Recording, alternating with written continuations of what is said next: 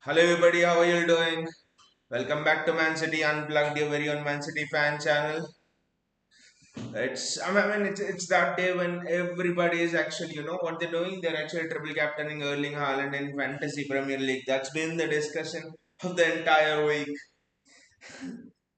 Even experts were mentioning that Erling Haaland triple captain because Burnley's faced the highest number of shots.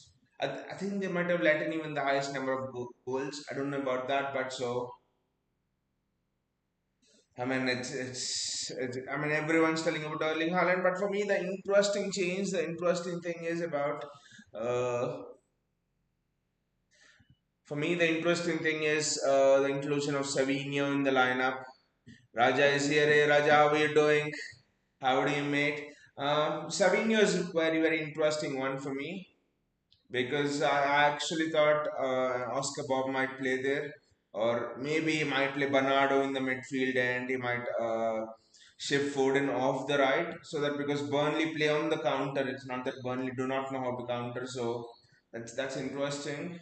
His starting Nico Gonzalez.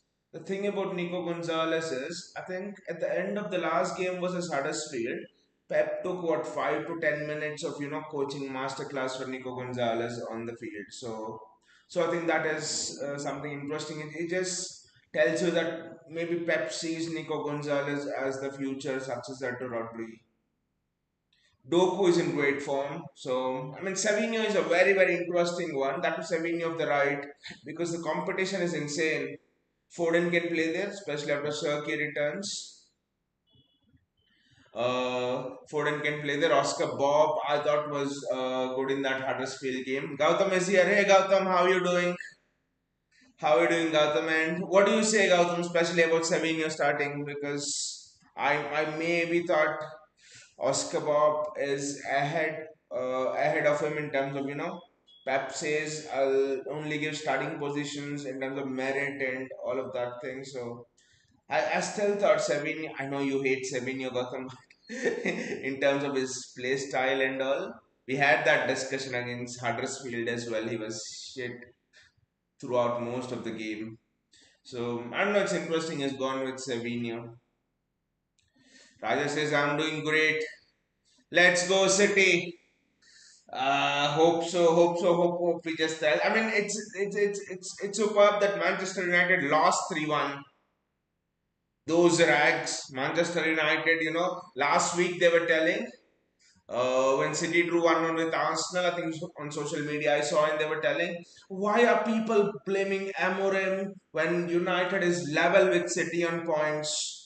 We need to win one more game and we'll go in the Champions League mix. We'll go join top, join second top, and they were telling all of that. I think today's loss might have brought them down to where they belong. Manchester United belong at the bottom of the table. That's it.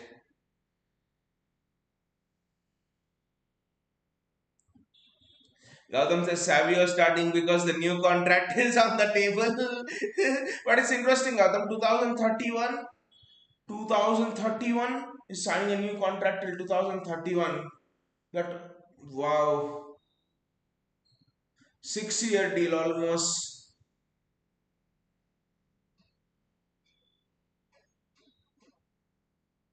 Wow, it's almost a 6 year deal. So I think they're actually paying tribute for Ricky Hatton.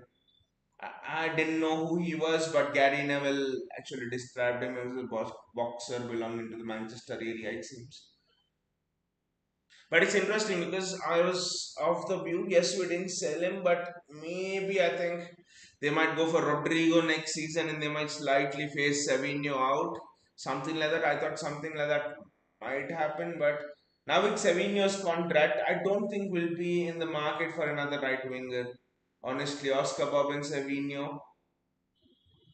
And actually, one of the Heskey brothers who played for us on the right wing, even he was very, very good. I don't know, maybe is it Jaden Heskey? I don't know, but one of them played against Huddersfield on the right wing and he was very, very good. So, so I think we ain't buying a right winger, I think.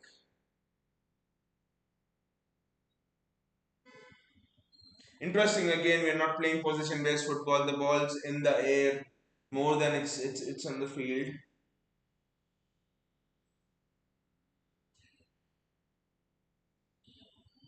Gautam says, after the news came out with Stone's contract extension, only one quote came to my mind. And what is it, Gautam? What was the quote?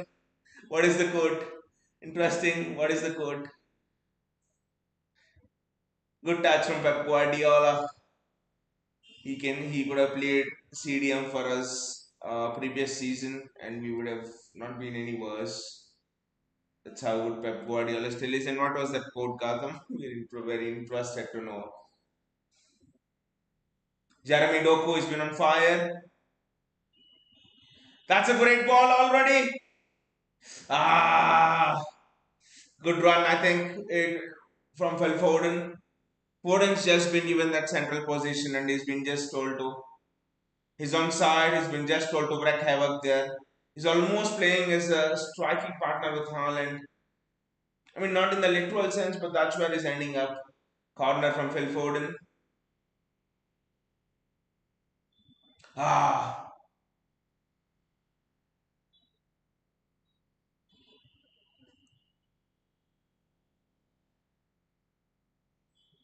Gautam says eras do come to an end. Talking about eras, Gautam, you remind me of Ten Hag's quote as well. Even he said the same thing, I think, right? Eras come to an end.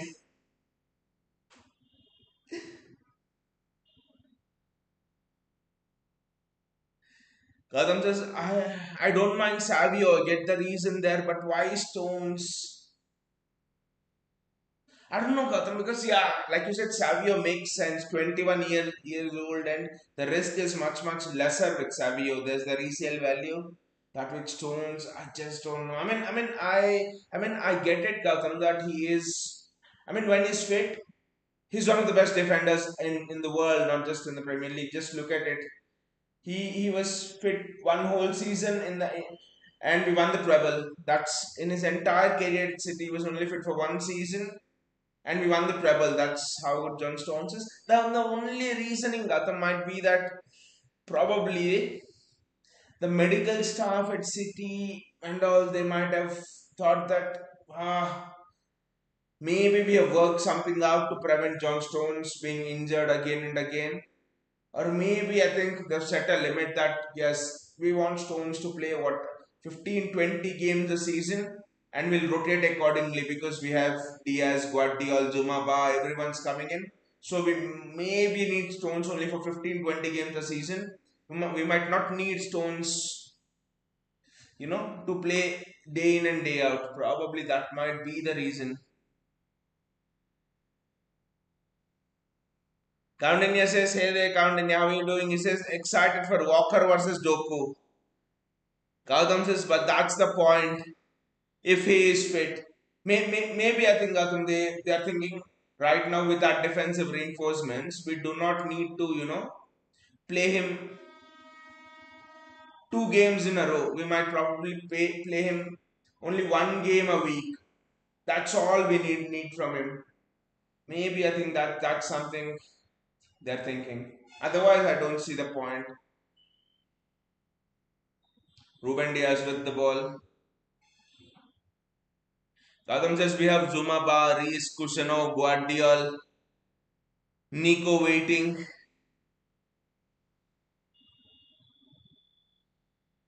Yeah, agreed, Gautam. But that's good from Foden. Uh, Nico Gonzalez.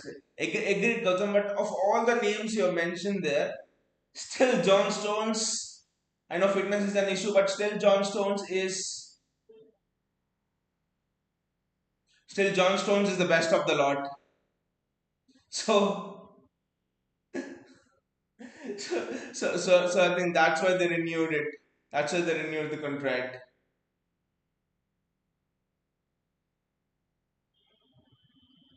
Yeah, I think that they'll manage his game time. I think what they think is if Stones plays 20 games, then we have a chance of 90% success rate or something like that.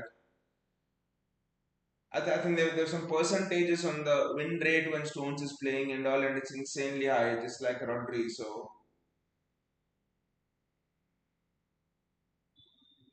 Burnley are pressing well. Nico Gonzalez, Phil Foden, Tijani Reinders, Savinho.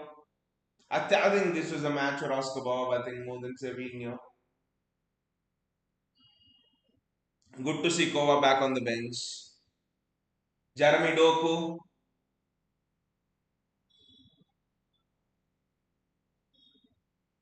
Ah, Gautam, just give him UCL games and tough away games in PL. That's it, Gautam. That's it. I don't think you even need to give him tough away games in PL. Just you need to play him in the UCL and that's it, I think. That's it. Play him in the UCL, get him into the midfield and do all of that in the UCL and that's it. I do not think we even need him for all of those tough Premier League games. Was it a handball somewhere? The proximity distance. I just don't think we might get that decision. It's Kyle Walker as well with that handball touch, but VAR are checking it. Is it? Doesn't this Doku just cooked Walker? I for a moment thought it's last season, Gautam, we lost at least 10 points just because of Kyle Walker. Even though the season was shit, we could have we could have literally had 10 more points last season if not for Kyle Walker. He got cooked by everybody.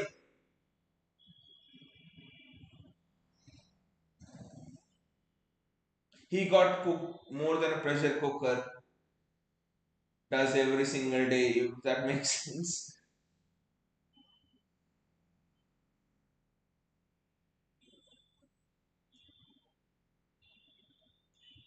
Can we just up the speed of the game a bit more? I know they're trying. I know they're trying. Little bit more tempo. That's it. Jeremy Doku, Foden. Ah, they need to get Haaland involved more. Are we gonna concede in? I want a clean sheet at all costs. Back touch again from Foden. Back touch. See, this is where Phil Foden needs to learn. This is what Phil Foden needs to learn. Look at it. In the midfield, you cannot give the ball away like that. When people argue with me, why is Pep not playing Phil Foden in the middle? He has all the attributes, but look at it.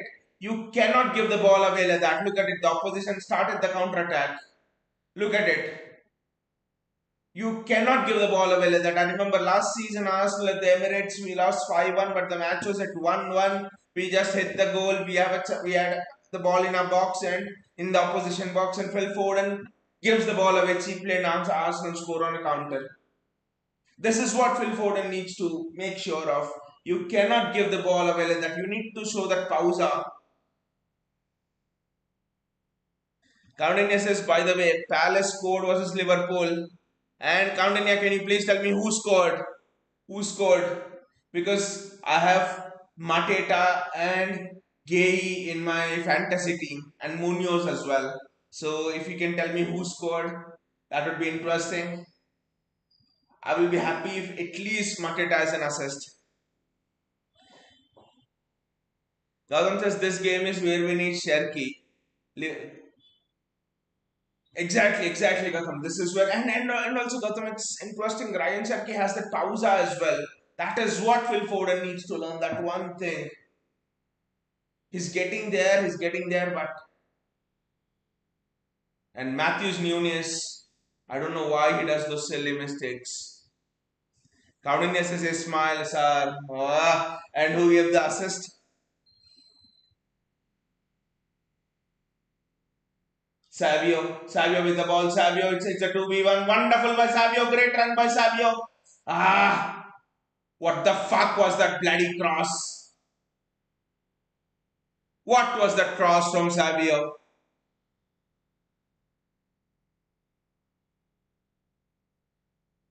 Savio's crossing is so woeful that I'm sure he cannot even cross his own legs.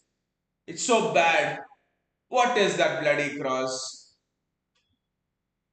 Gautam says Liverpool will get it back. It's all Gautam this season with Liverpool. Every bloody game they're winning late. Every bloody game they're winning late. They're not even playing so well, and every bloody game they're winning late. Gautam says as expected, Savio. I mean that position was so good for crossing. And look at these corners as well. Guys, look at these corners. I have not seen such shit corners being taken. Fanful Ford and bloody change the taker. I think Sherky, this is where we need Sherky for set pieces and all as well. Ford and take such disastrous corners.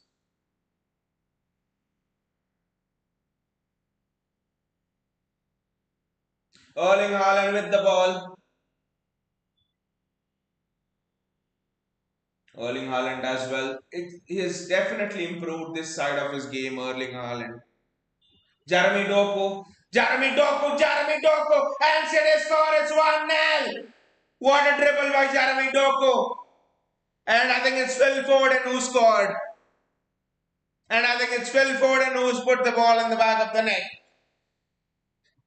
Good goal from Phil Foden. Come on, City. 1-0. Woo! But everything about this goal is Jeremy Doku. Everything about this goal is Jeremy Doku. Look at that dribble. I think Erling Haaland actually does very well here. Composure and then Jeremy Doku, Jeremy Doku, Jeremy Doku. Look at it. As he tied the ball with the string, is clearly on side. Phil Foden's clearly on side there. Phil Foden's clearly on side there. Gautam says Doku greater than Savio any day, any time, any place. Right now, yes. Right now, yes. Right now, yes, Gautam. Right now, yes. Right now, yes.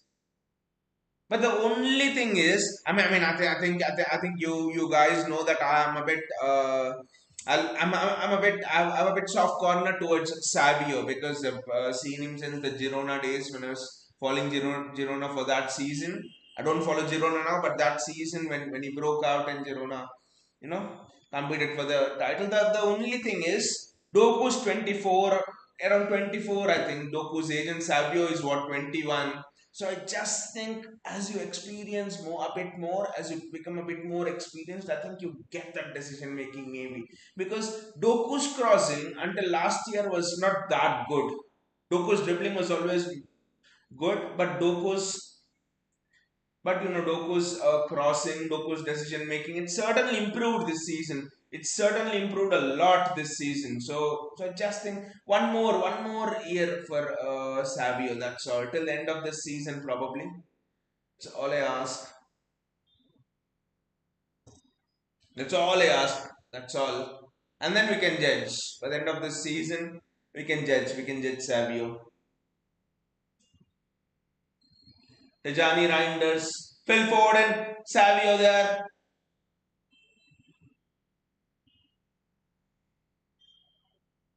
It just seems a bit slower as well, Savio. I don't know why.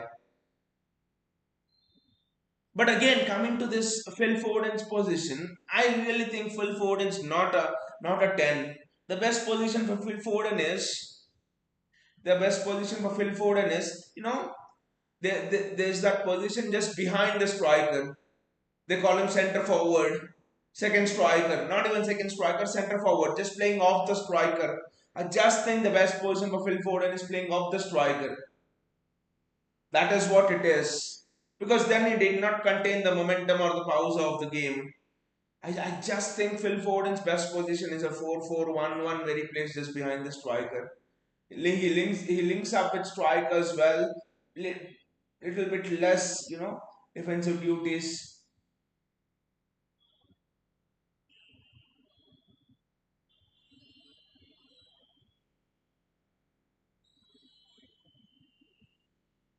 Savio,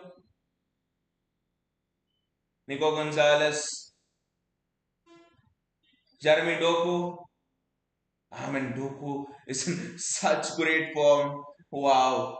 Nico Riley, not a bad cross, decent one.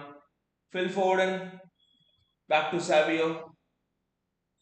Savio Matthews Nunez, Phil Foden again, Foden to Matthews Nunez, Nunez taking the ball in, almost a good ball in.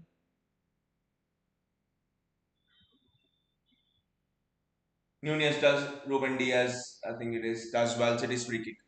Gautam says, I always had a problem with Doku that his finishing was bad and decision making was shit. Otherwise, he has the trait to challenge when he has. I think we have spoken a few times on this channel, Gautam, that we had discussions about that as well. That Doku's ceiling is greater than Vinicius Junior. It's just his decision making, that's all. Just because Doku is certainly an upgrade on Raheem Sterling in terms of the fact that he is certainly is a better dribbler than Sterling, and also he just seems to be a bit of a natural finish. Yes, his finishing was bad, but he's a natural finisher than Sterling. It's just that instincts take over. He has to perfect it, but you always see that Sterling doesn't have that natural instincts as well at all. So Doku just has everything. It's just his decision making needs to be a bit more perfect, which seems to have been the case this season. It seems to have been the case this season. Kaulinya says Kamada got the assist for Sar's goal.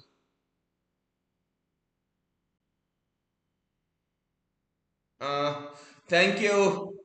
I just removed Kamada this week from my fantasy team and he scores an assist. Well, that's the irony. He doesn't assist or score a goal against West Ham. He doesn't assist or score a goal against bloody Sunderland. And when I remove him, he assists a goal against Liverpool. That's life sometimes. What the The same thing happened with Kevin Shade long back. I had in my team penalty miss -2. I removed him, he scores a goal 3 bonus. What the fuck was that pass? Who is there drunk and playing? Who who is it with that stupid cross across? Has to be Guardiola, I think. Who is it?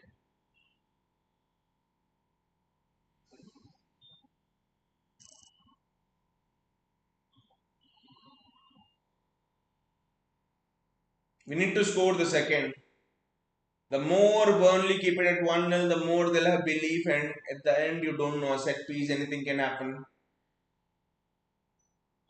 But yeah, with Phil Foden, it's interesting. I think you either play him off the striker, which is still in the middle, of course. Off the striker is also in the middle, but you just have a little bit less defensive responsibility than a cam in terms of protecting the ball. Or you play him off the right, cutting in with your fullback overlapping. We don't have any fullbacks that can overlap well, so especially I think in big Champions League games, I don't know if we can still trust Foden in an exclusive 10 role. I know there's a season he played in the middle and he won us the title. I know that, but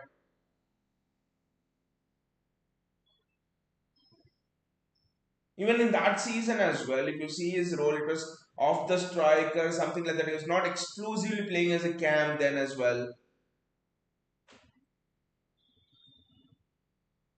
JSK is here. Hey JSK, how are you doing, Mohan? After a long time, probably an year. It feels like an year, JSK. For first, what was it? This is the fifth game week. First 3 game weeks, we were not. I think first 3 4 game weeks. I think we were not there because they cut off the internet fiber cables in my area, and it took a whole month for them to repair it. The entire internet was down. The whole month. Can you imagine surviving just on data and stuff? Jeremy Doku. Reinders shoot! Good shot from Reinders. God, the ball just doesn't fall for anyone. But yeah, JSK, I want to know your views, especially on the goalkeeper. I know you absolutely hated Ederson, especially for his shot stopping. You hated Ederson absolutely.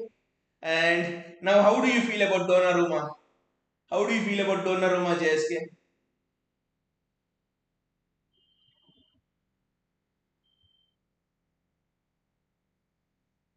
Coutinho says with that goal kick, Donnarumma tried his best to show what he can't do. There are keepers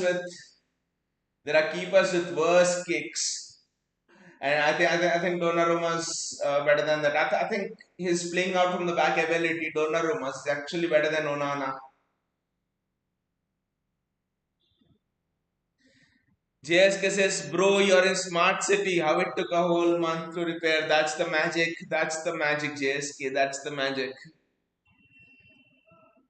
You know, I call the customer care, and I every day for that entire month, and I was familiar with most of the people who work there in customer care. That's how many times I call them every day. But yeah, glad to be back, and it's just feels wonderful. And also the first couple of games were horrible for us. But yeah, JSK, your thoughts on Donnarumma, because you clearly didn't like Edison. And actually, half of our fan base didn't want Donnarumma because they thought Trafford, how can you sign him and then not Burnley on a counter attack here? Burnley on a counter attack. It's 4v4. It's 3v3 at the back. It's 3v3 on the back at the back. Wonderful defending. Body on the line. JSK says a dream come true. Donnarumma was the last person I thought will sign. Never. Never in our wildest dreams we would have thought about Donnarumma, right? JSK, never in our wildest dreams. When that news came, Donnarumma, a friend of mine, shared. Okay, I think a month before we signed him, I think there was some rumor about this in El Pepe or something, newspaper in France. The Burnley attacker is through and it's not offside as well. Let's see. Matthews Nunes, good defending, good 1v1 defending there from Matthews Nunes. Erling Haaland, excellent work almost there from Erling Haaland. Ah,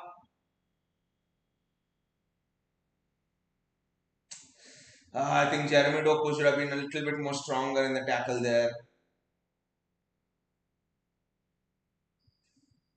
JSK says Trafford fucked us up two in one game. Spurs was the game, JSK. Spurs was the game where he tried to play out from the back and he got it all wrong. And Donnarumma will not get it wrong because because Donnarumma just kicks it out. Except that one pass against Arsenal where he played it centrally to Rodri. Erling Haaland, Jeremy Doku's through on goal, Jeremy Doku's through on goal, Jeremy Doku's through on goal.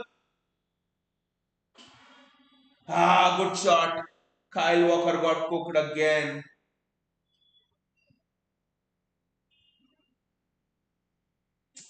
Ah, deflection and it won't go in. Deflection and it won't go in. Everyone expected this match to be a goal fest, but I have three City players in my fantasy league: Tijani Reinders, Savinho, and Haaland.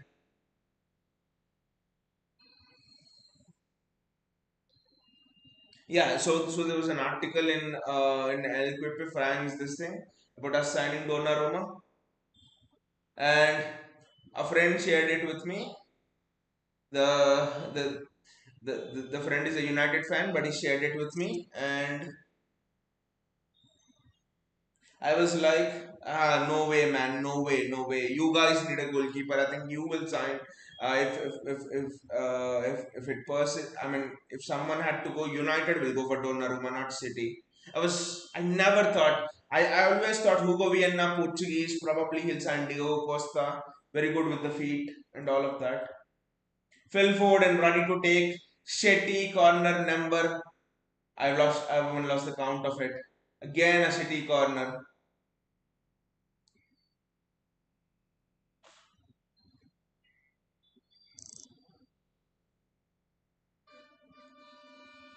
Matthews Nunes, why are our corners so shit?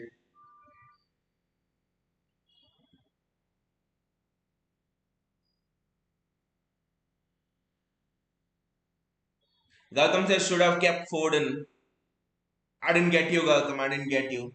Should have kept Foden. I didn't understand what he meant there. Should Foden have kept the ball?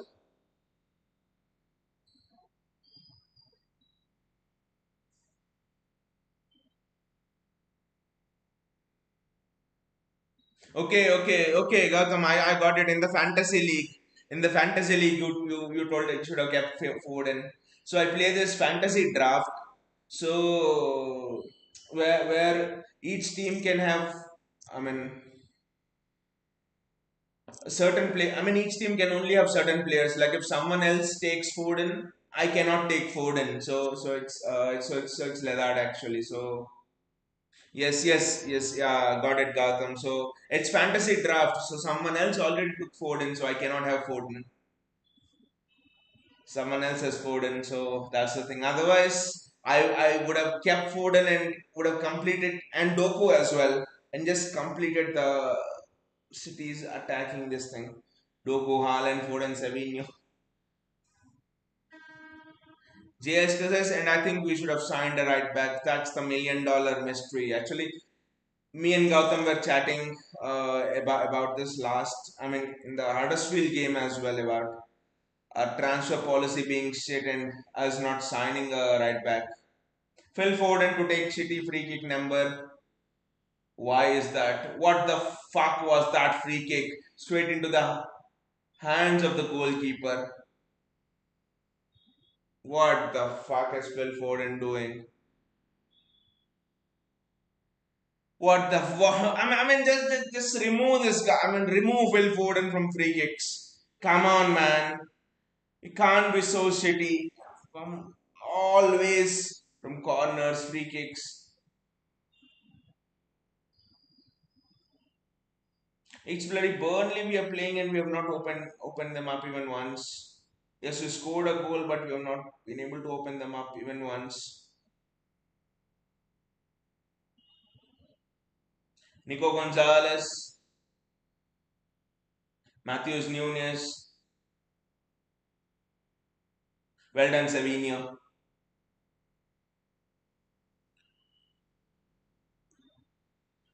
I mean, there have been links JSK with Denzel Dumfries and in the January window, but it seems we wanted Livramento or nothing. Seems that they were particularly searching for the profile of a right back who is extremely rapid and like Kyle Walker and who is very strong in one-on-one duels. The first person it seems who they found to suit the profile was Hakimi. Now PSG ain't gonna sell Hakimi. And then they found Livramento. They only found two names it seems. I don't know why they have not gone for Aina. I think Aina is very interesting to be honest. I don't know why they not gone for Aina, Nottingham Forest.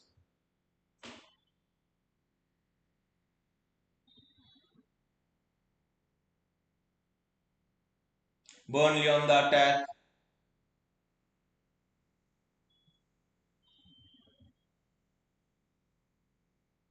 What the fuck are we playing, guys? This ain't possession based football. Gautam, this Nico, that was trick. I mean, this ain't possession based football, Gautam. This ain't possession based football. We are just the ball's more in the air than on the field. This is chaos. This is chaos from Pep Guardiola. This ain't possession based football. And Phil Foden's down in a duel with Kyle Walker.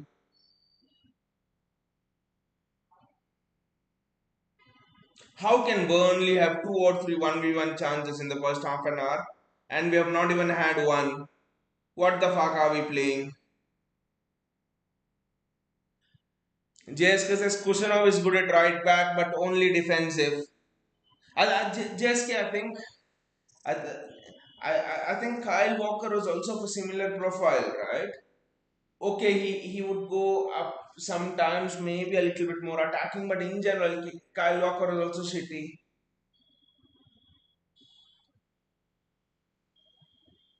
Kyle Walker was also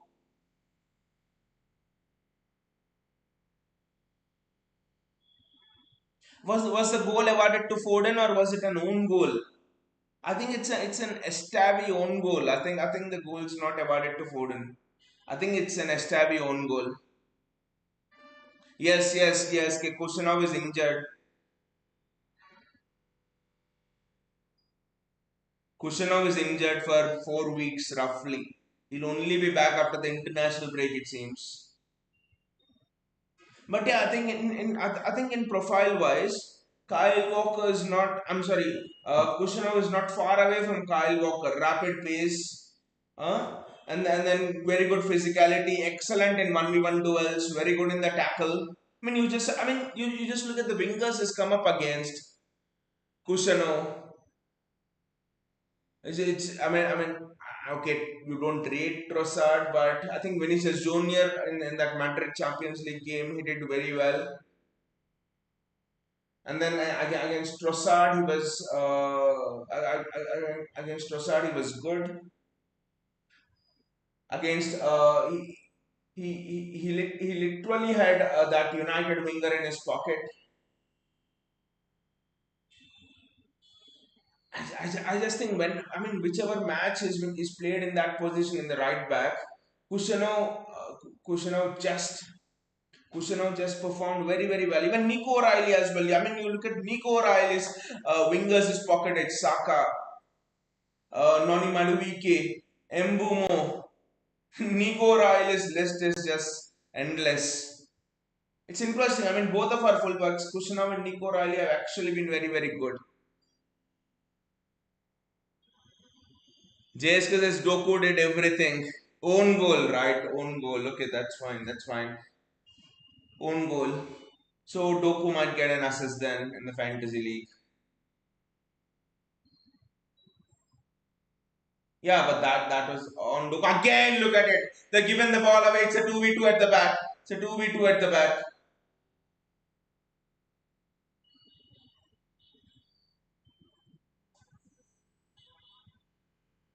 What is it? Is the second yellow for Kyle Walker?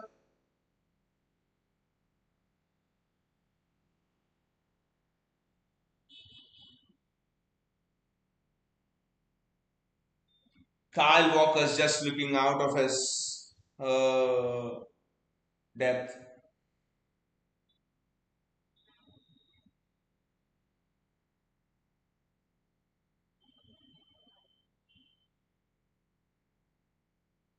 33 minutes. Again, 33 minutes and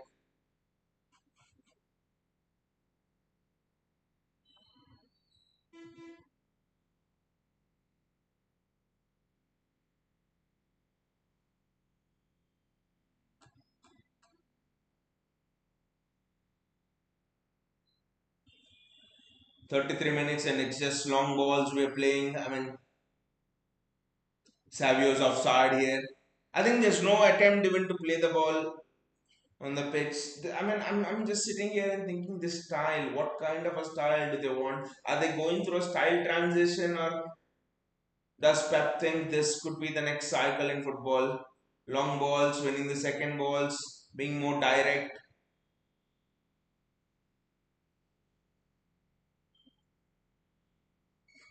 The view on the game is very interesting because you've got managers on the one hand like Arne Slot and Andre Iraola who are perfecting the pressing game. And here's Pep who's almost trying to do an entire U-turn. Or is it just a style transition we're trying to go through?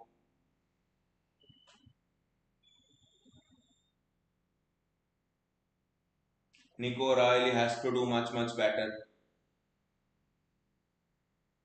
O'Reilly has to be better there in terms of receiving the ball. He cannot have that loose touch in the middle of the midfield. That's just not allowed. Everyone was expecting everyone was expecting a goal fest out of this game, but it just turned out to be this was 35 minutes and Burnley. I think Scott Parker, isn't he, the Burnley manager? He's actually a good technician. He's a shrewd tactician. So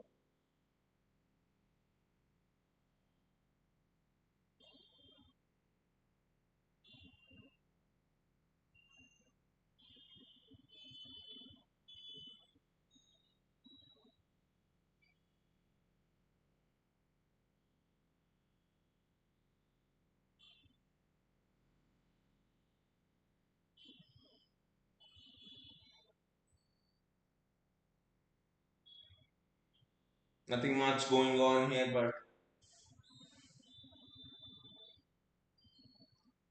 look at it. City are not even making any attempt to dominate the ball.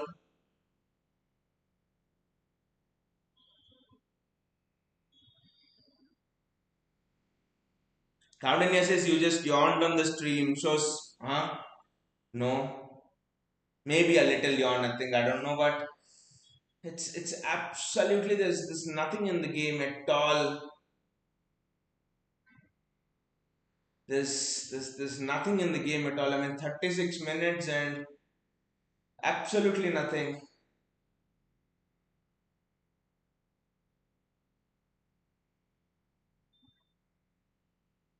I'm just sitting here and thinking, what style is Pep trying to do? And it's Burnley attacking, City are sitting off on the counter, and Burnley score. It's 1-1. Burnley score. It's 1-1. That's what. That's what it is. Burnley score. It's 1-1. This is coming. This is coming. Look at it. That too at home. Burnley score 1-1. That too at home. Wow.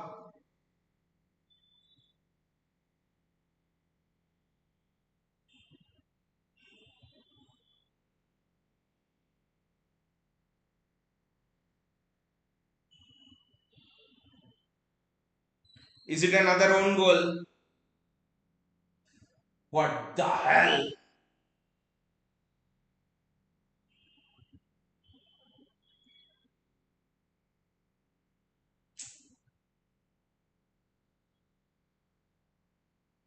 Yes, it's a Nico Gonzalez own goal.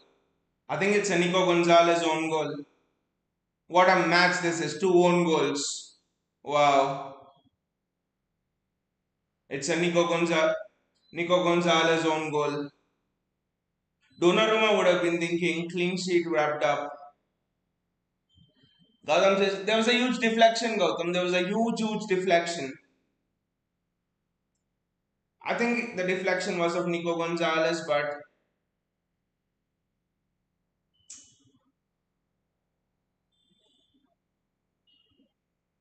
okay, goal for Anthony. But there was a deflection. There was a deflection. Maybe the shot was on course, and that's why they decided to give an own goal. But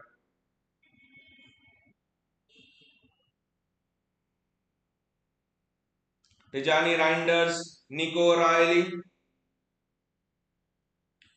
Jeremy Doku, JSK says great decision from City for not signing a right back. I mean, but I think not signing a right back man should not be an excuse for not winning against Burnley, that too at home. Cannot lose these kind of games at home against Burnley.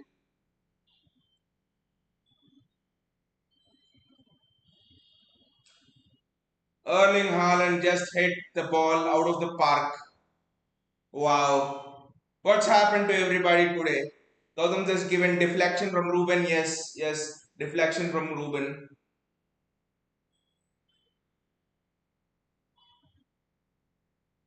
Erling Haaland just smashed that ball out of the park. What are we even doing? Just don't know. I thought, especially after the Arsenal display, we have somewhat become very strong defensively and all, but that cross should never have come in.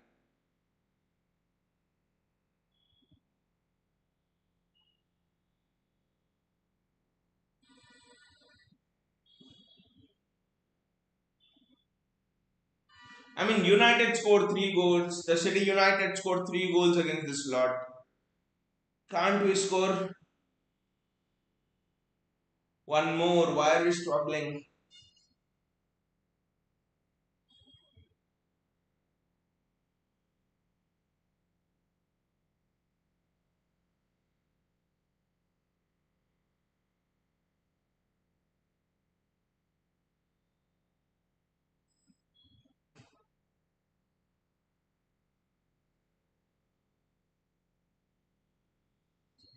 What the fuck? Burnley are dominating us. Both in position and out of position. They're pressing well when we have the position, and when we don't have the position, they're actually taking care of the ball very, very well. Look at the Burnley press go. When was the last time you've seen a team that has come up from the championship aggressively go and press us, that too at the Etihad?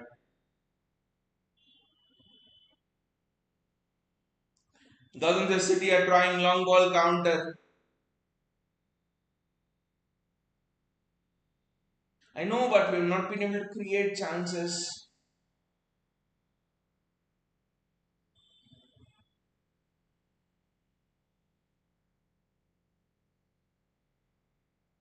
We are trying long ball counter and we are actually getting countered from a long ball. Look at it. Wow. One of the worst first half displays I've seen in a long time from City. One of the worst first half displays from us. I do agree we are in a rebuild and all, but against Burnley,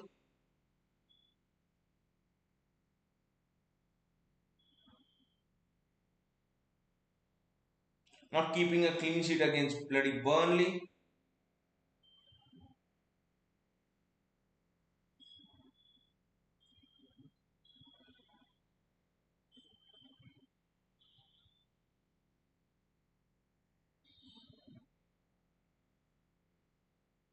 Tijani Randers did extremely well there.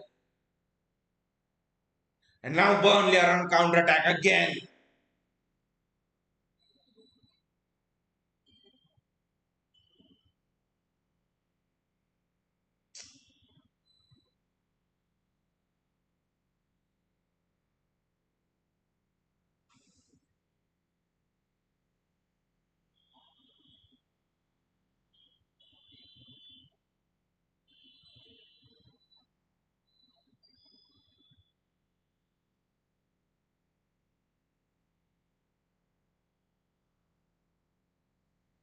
It's a long throw in now as well.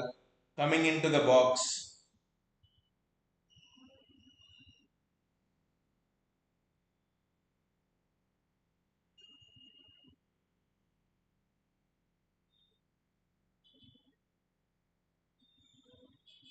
Well, if that would have gone in, that was a chance. He knows that. That was a bloody chance.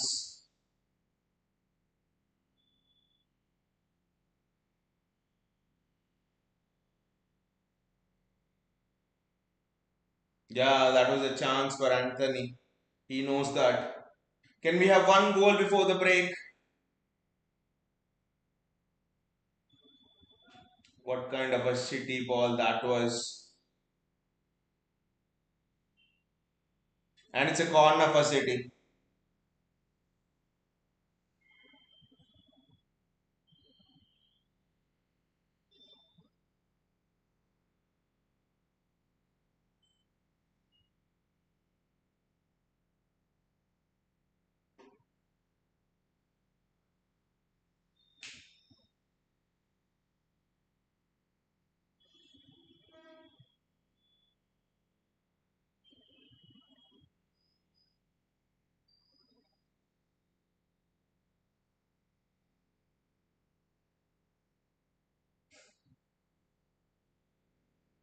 Three minutes of added time and it's been absolute dog shit.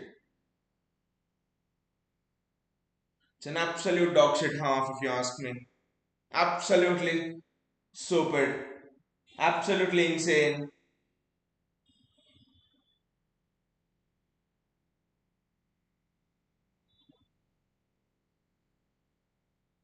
You needed Oscar Bob for this kind of a match. You absolutely needed Oscar Bob.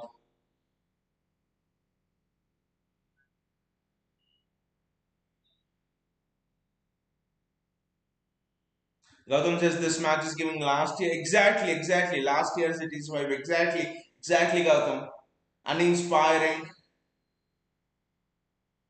boring. Look at it. Look at us being counted upon. Look at it. Still a 3v3.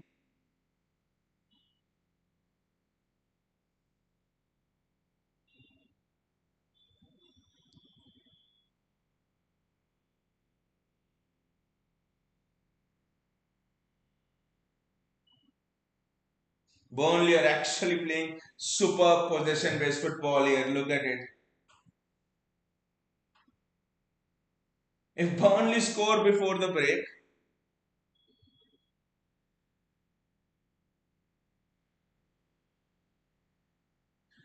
what kind of rubbish is that, Phil Foden? Just look at what Phil Foden did there. Absolute rubbish. That's why Pep doesn't play him in that central position. Look at it.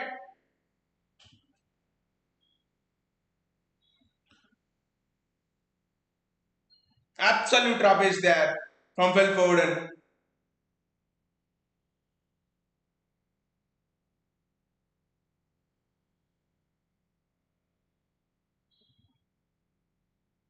Countinius is it more about tactics than players in this match? It's a combination of both. When Haaland makes that run, you're not able to play that ball through, then it's on players than tactics. It's more about players here than tactics. The tactics have been okay, I would say. They're not rubbish here. They're okay. Foden losing the ball centrally twice or thrice. Matthews Nunes not able to prevent that cross from coming in. It's of course about the players as well, not just the tactics.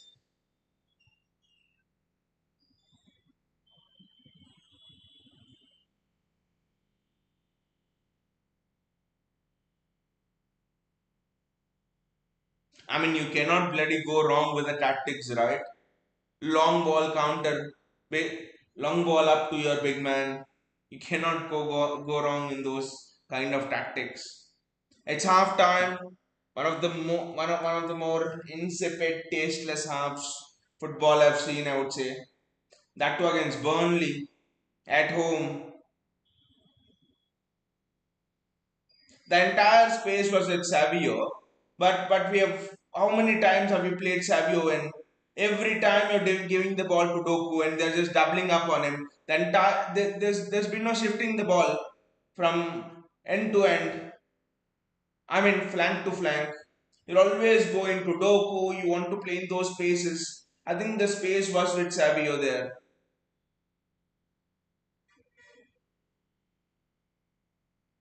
Gaudinia says Pep said this year his target is to bring the spirit back irrespective of the tactics and then build from there. There's clearly a tactical overhaul here, Gaudinia, because Pep said he's bought in Pep Blinders to change his entire pressing system.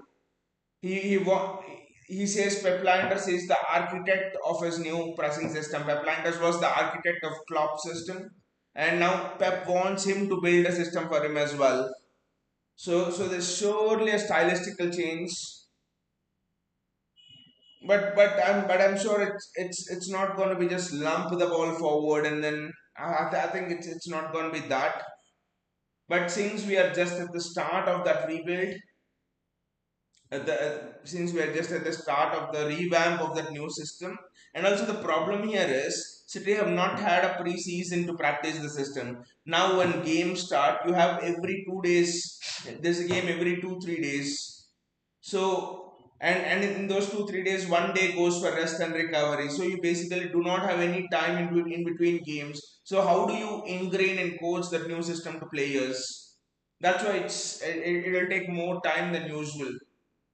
So that's why this year probably get in the midst of a rebuild and probably I think we need to bear with it. That's why I keep on saying.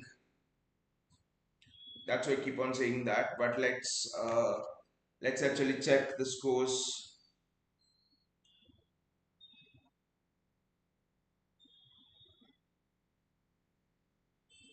West Ham have appointed Nuno Espirito Santos as the new coach. Interesting. That was very quick. Now it will be very interesting when West Ham face Nottingham Forest and Nuno Espirito Santos actually defeats Nottingham Forest. Let's check the scores from all the other games.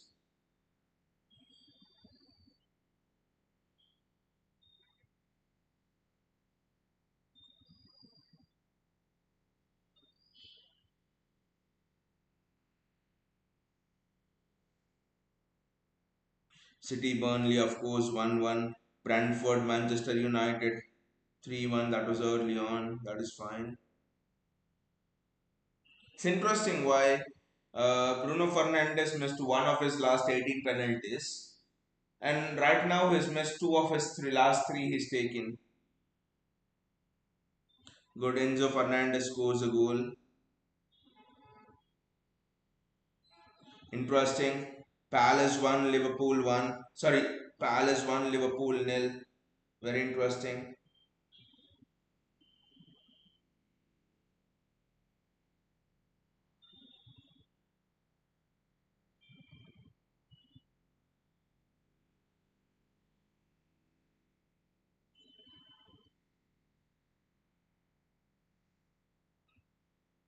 Leeds Bournemouth is very interesting because I know a lot of people this time have put Bournemouth defenders in the team because Bournemouth's been keeping clean sheets, and now with Leeds in there, they can get another clean sheet and stuff, and not the case. Bournemouth Leeds is also 1-1. Very interesting. I'm just checking what was the commentary guy telling on.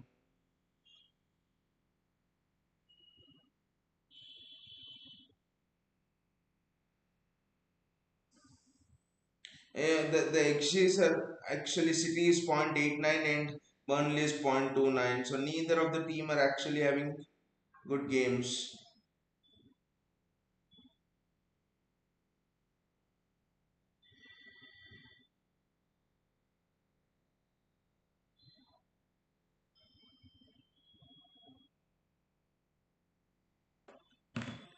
Yes, I mean it's that Diaz deflection that actually did Donnarumma, and otherwise you expect Donnarumma to save that shot from there. I just don't know, but we have to be much better in the second half. Don't know what kind of a reaction Pep will expect. Gautam says bring Sherky back. These are the games we need him. Even right now, exactly, Gautam. O'Reilly is very solid defensively, but I just think with Ryan Aitnouri you have another extra attacking threat in there, and and with Ryan Cherky, I mean I think Ryan Cherky has the potential to unlock the team. I just think in these kind of games you can play Foden on the right, Ryan Cherky in the middle, and where are Foden's long shots? He's not attempted one long shot.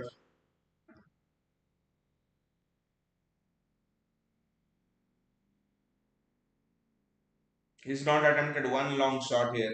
Phil Foden.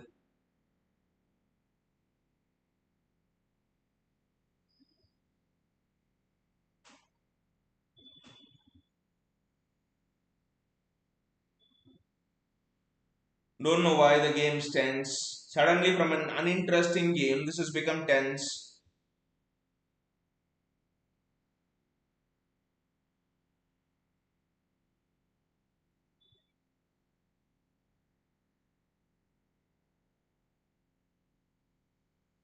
We definitely miss Ryan Sharkey, Gautam. I mean, I bet if we had Ryan Sharkey in that Arsenal game, we would have won it because there was so much space.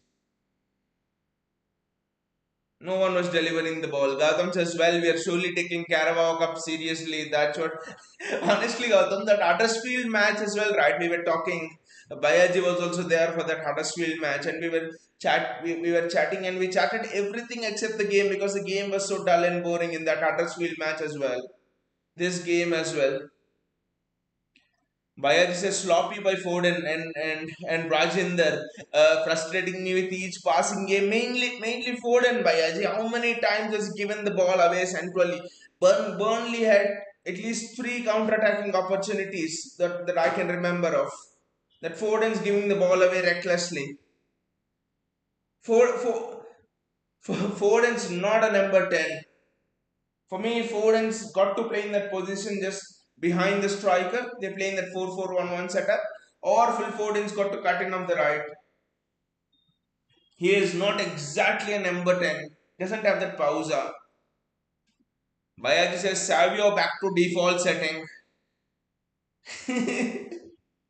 When is Savio out of default setting? That's the question. When was he actually out of default setting?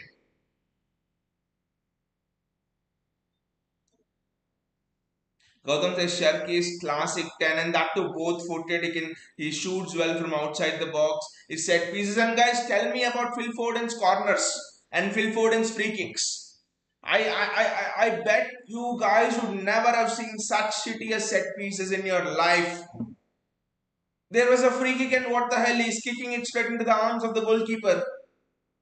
My god. Just remove Phil Foden from set piece duties. What the fuck were all of those corners? We had 6, 7 corners. Huh? And you look at who's in the box. Nico Riley 6'5", Erling Haaland 6'3", Guardiola at least 6'1", Ruben Diaz 6'1", Nico Gonzalez pretty tall himself as well. We have at least 5 guys who are extremely tall and you take your corners in such a shit way.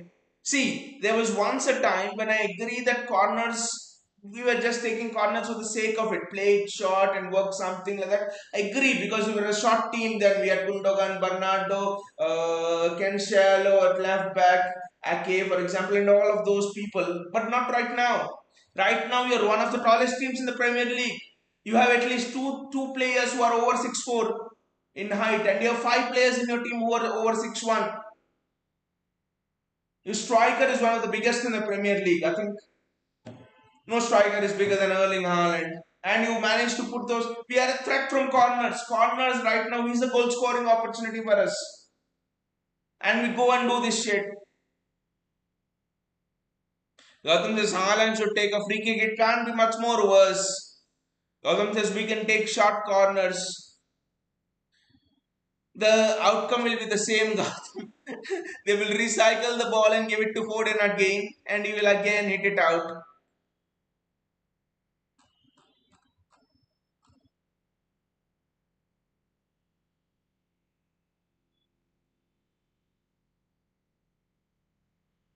Bayaji says still zero corner goals. So why are we settling for corners either? I don't know, Bayaji. That's the thing. We have one of the tallest teams right now in the Premier League. Nico O'Reilly is 6'5". I mean, out of our back four, the back three are huge. I think the average height of the back three is 6'2" or 6'3". Still no I mean, you're not even testing the goalkeeper because the corners are absolute shite. And Phil Foden hits the corner on the head of Savio, leaving all of these people really disappointed with the corner taking. JSK says whoever rejected 80 million for Savio needs to be sacked immediately. He was the JSK. He's our CEO, Ferran Soriano.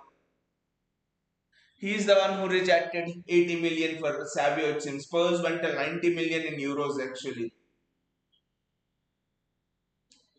They said a powerful figure did not want Savio to go, and that powerful figure was our CEO, Ferran Soriano. That's what most of the sources say. Gautam says Marmoush was really good in. Yes, Gautam. Marmoush, Ryan Cherky. They all are absolutely. Both of them are expert free kick takers. And Cherky is both footed, so he can take both. I mean, both corners in swinging and out swingers.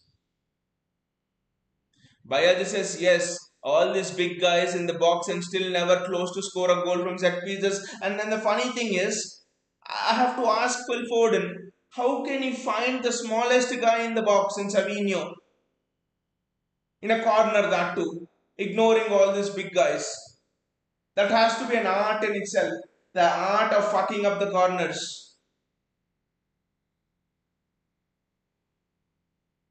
I think Phil Foden can write a book, The Art of Fucking Up the Corners. What the hell are you doing, mate? You deliver a decent ball into the box, that's it. Gautam says true JSK. Hashtag shitty Savio. Why is this Ferran Soriano? Who is exactly our CEO Ferran Soriano? Don't know about it. That's why for me, I think we'll give Savio one more year. Like I've been telling, we'll give Savio one more year. They're watering the pitch now. They're just watering the pitch. Maybe Pep will play the possession-based football now very fast. They're watering the pitch a lot. Just you can just see all of that. They're just watering the pitch.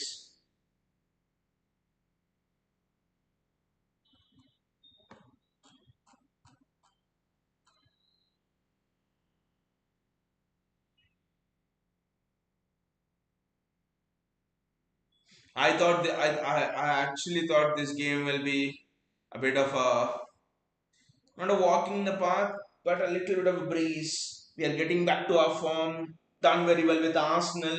Carabao Cup progressed to the next round. Got a good draw. We defeated Napoli. We defeated United. Defeated Napoli. Got a great draw at the Emirates. Won against Huddersfield and got Swansea City, which is a very very good draw. And when you compare it to all the other teams, I think Liverpool got Palace, and I mean, lot of big teams can go out in the next round of Carabao Cup. So everything seems superb, and then you go and produce us shit like this.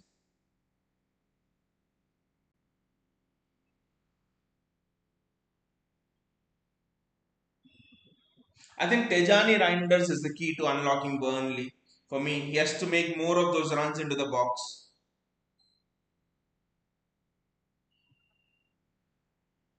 Gautam just put some eyes also.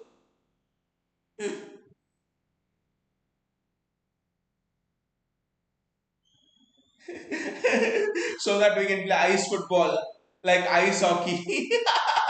Put some ice also. That's a good one, Gautam. That's a good one.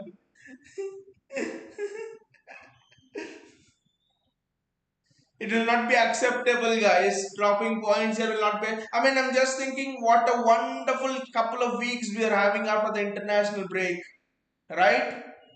It just seemed that we could put no foot wrong after the international break and then come up with shit like this.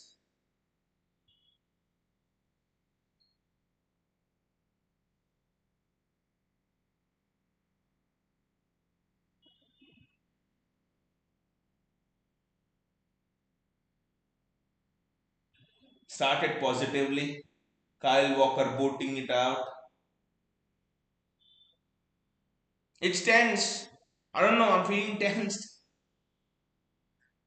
every freaking time. I think you cannot have a city match without getting tense.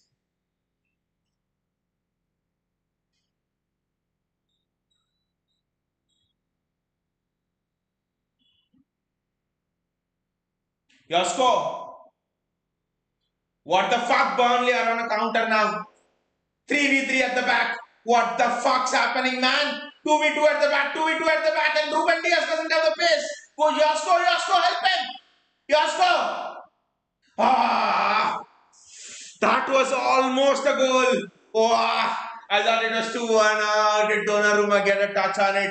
Wow! What the hell is happening, guys? What the fuck are we defending? Whoa! Ah!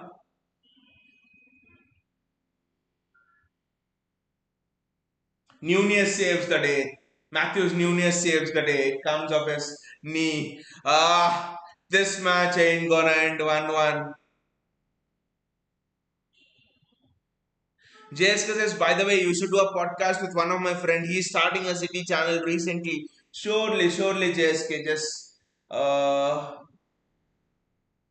just drop me his details so that I can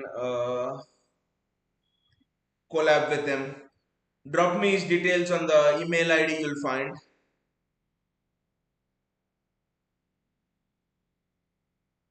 find on the channel. Email ID for inquiries and stuff. Just drop me his details there and we'll do a collab shortly. But what the hell was that?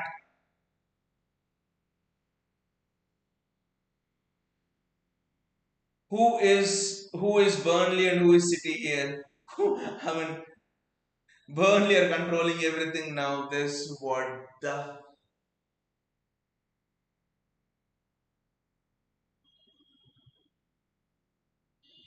Nico does very well there. Nico does very well. Phil Ford and City have a chance for a counter here.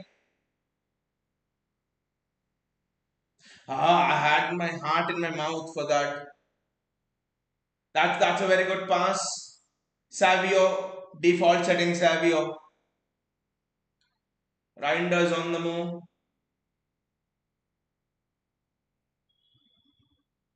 Tijani Reinders.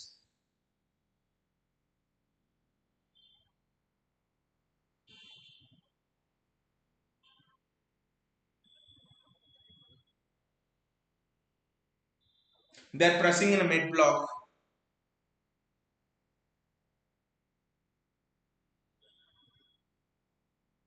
Good one by Doku there.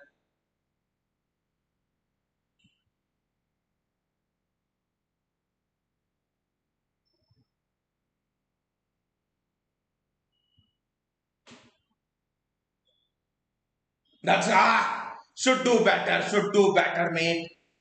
Crossing it in. Matthews Nunez should do better.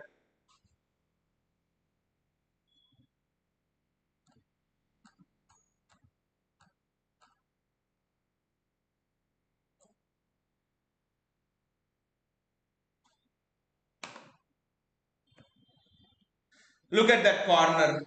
Again a City corner. And Burnley are on a counter attack. Remove Phil Foden from corners. How can our corners be so shitty?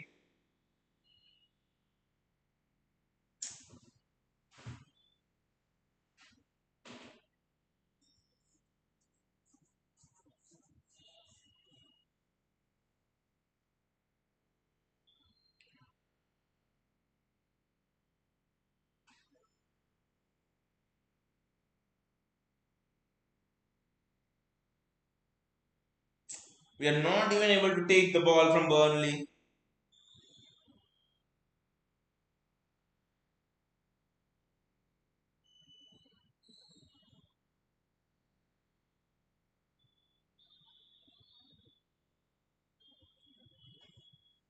5 minutes gone and not a single chance created. We are at home, for fuck's sake.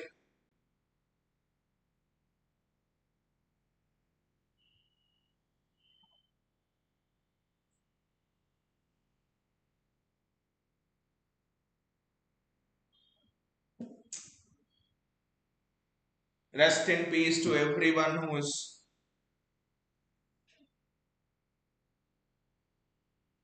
triple captain Erling Haaland.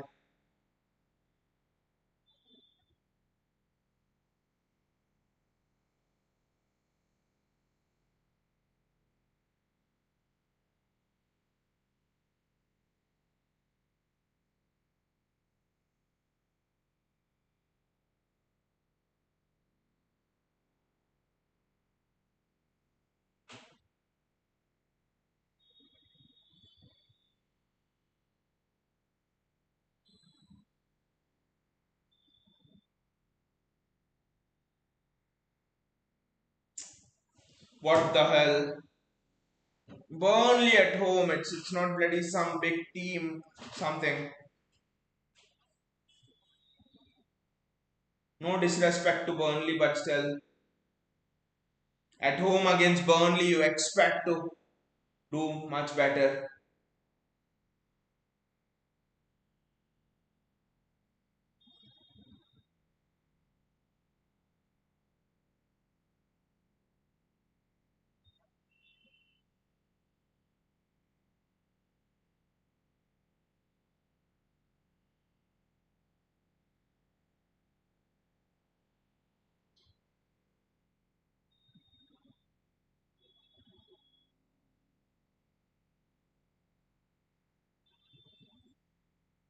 Jeremy Doku.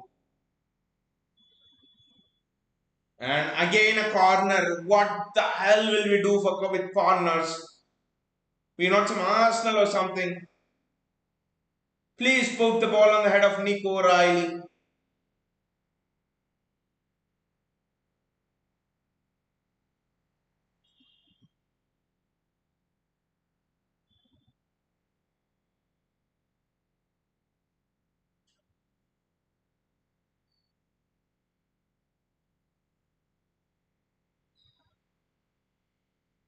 And Burnley were almost away on a counter yet again.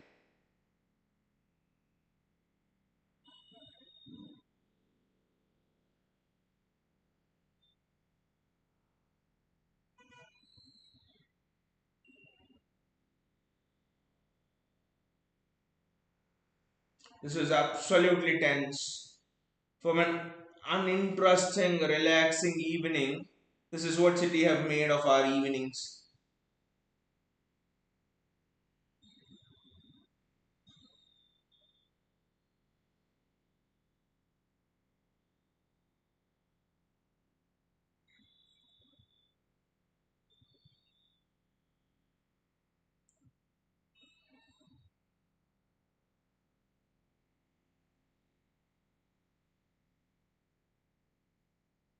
That is excellent from Doku, but again a corner for City. The doubling up on him, corner after corner after corner. Can we just change the corner taker, please? 8 corners. All the 8 are straight into the hands of the goalkeeper.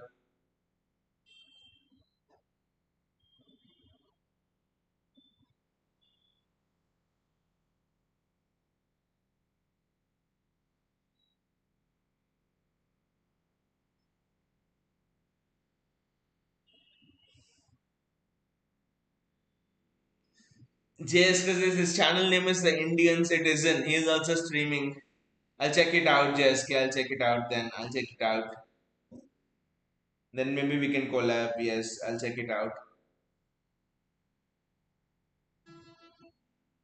But what the hell are we even doing?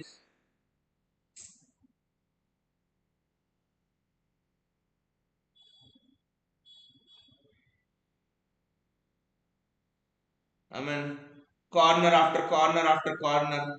Again, can someone? I think Burnley are going to score. Good save by Donnarumma. Very good save by Donnarumma.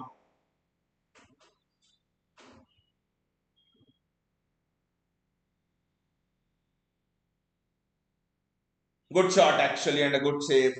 Routine save, but a good save.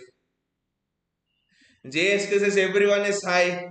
I mean, what is this JSK? What are we doing at home to Burnley and we come up with shit like this?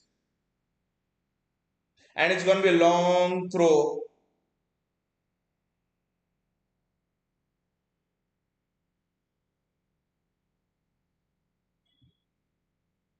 You look at the position stats, and I'll be surprised if Burnley has more position stats than.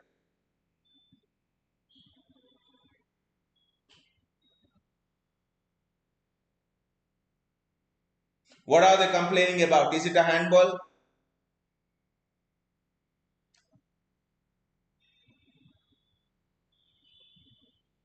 I think it's a. I think maybe it's a penalty to Burnley now. I don't know.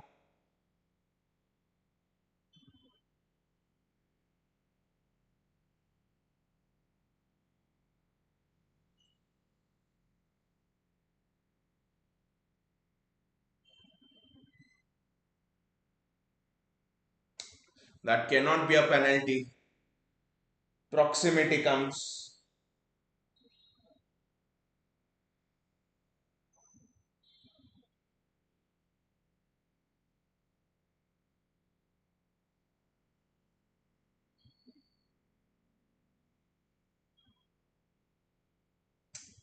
Savio is just not able to cross the ball in.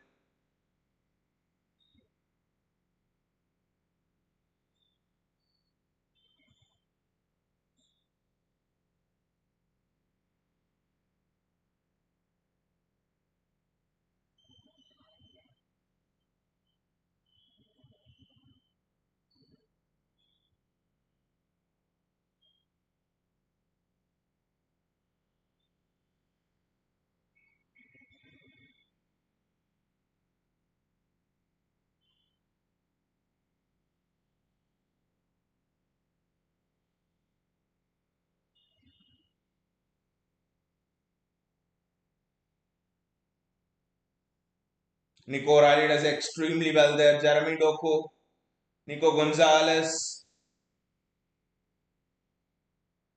I think we need Bernardo centrally, maybe just to shore up the defense a bit more because Burnley are just striking us on the counter centrally a lot. So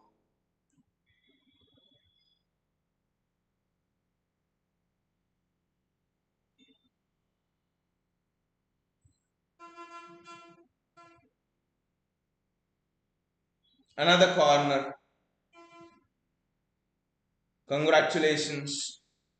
What are you gonna again? Phil Foden rushes in.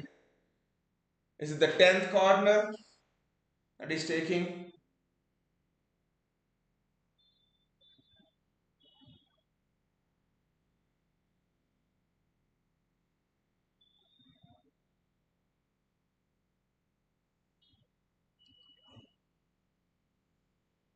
Jeremy Doku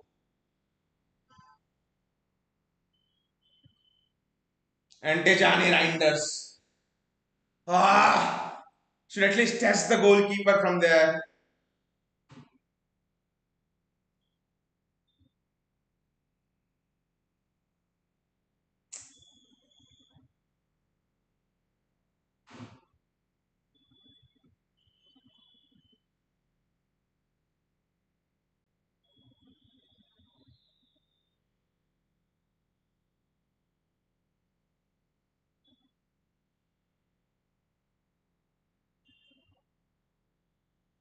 Look at it. Burnley have had more attempts than us the second half.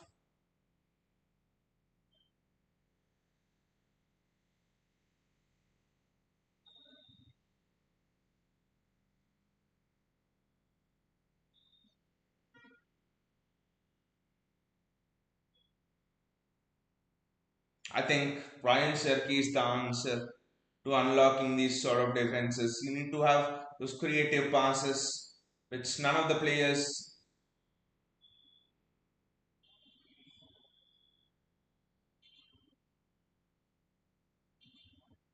And City score! Matthews Nunes! Finally, Matthews Nunes puts the ball in. What a volley that was from Matthews Nunes! Wow!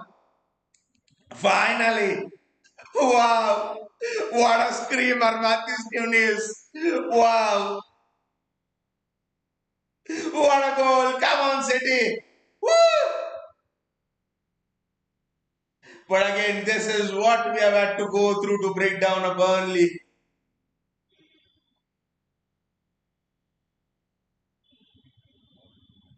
I think the header from Erling Haaland was yes, the header from Erling Haaland was very very good and it was important there because you look at what Erling Haaland did there. Erling Haaland took out two players which freed up Matthews Nunes. Exactly. Haaland with an assist. At least I have an assist for Erling Haaland in my fantasy team. At least an assist. But again, Gatam, what Haaland did there was super, super important because he literally removed two players and that actually gave Nunez the space to do whatever he could, whatever he wanted to. We must score the third. We must score the third. Oscar Bob coming in. Are they going to remove Doak? Oscar Bob coming in for Savio.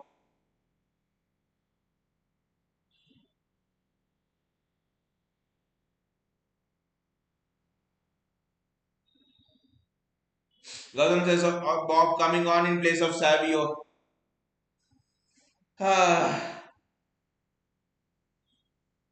Also, I think Gotham it's a problem when both of the fullbacks cannot cross because Burnley is letting them have the ball. I think even having Ryan Aitnouri would have been so helpful because Aitnouri would have provided that creativity there.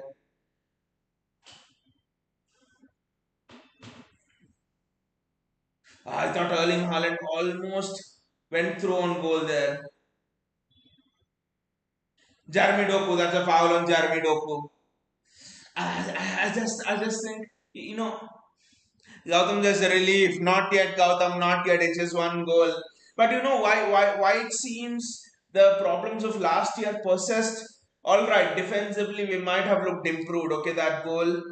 It was a huge deflection. I mean, all of that defensively, we are much more solid. We have more legs in the midfield. But again, even last year, we struggled to break down teams. Teams sat back, hit us on the break.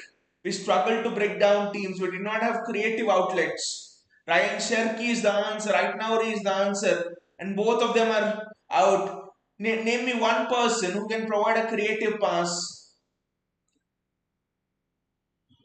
Foden can do that, but I don't know why he's not doing it.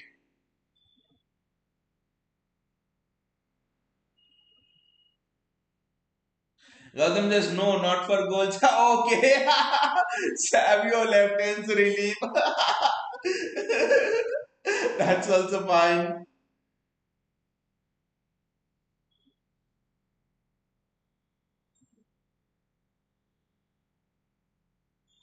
JSK says, what the fuck was that? No creative passers, JSK. That's the big problem.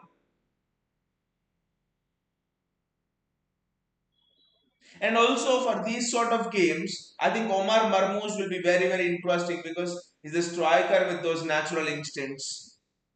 He can get in there. I mean, Napoli game was very interesting because 10 men and it was very difficult to break down the 10 men Napoli. And Phil Foden played an outside of the foot pass to Erling Haaland. The ball was excellent. The finish was exquisite.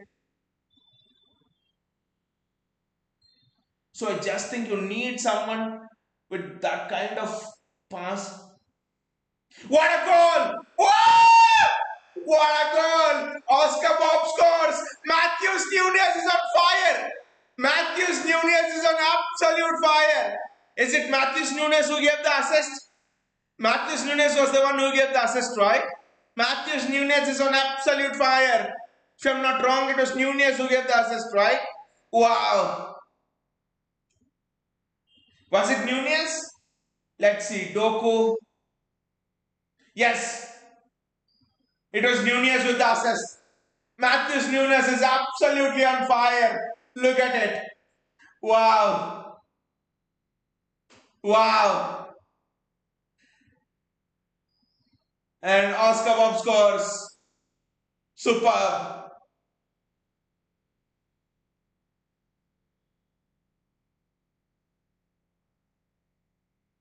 Superb there from Oscar Bob.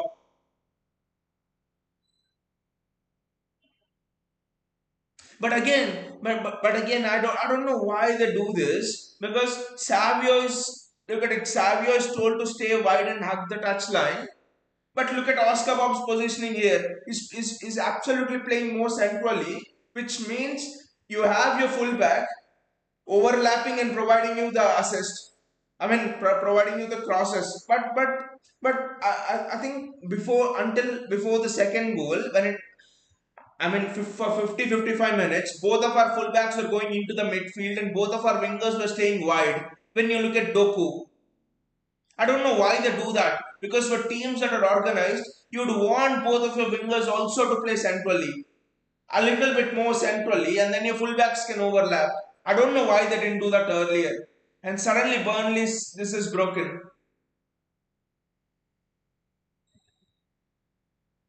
Gautam says that fraud Brazilian was playing as if he was playing against Van Dijk, Saliba, or Carlos.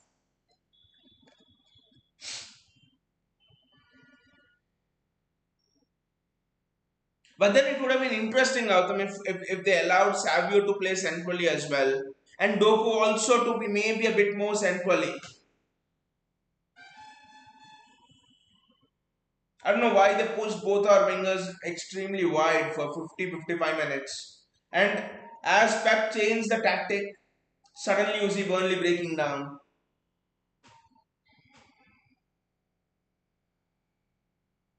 Nathanake is coming on.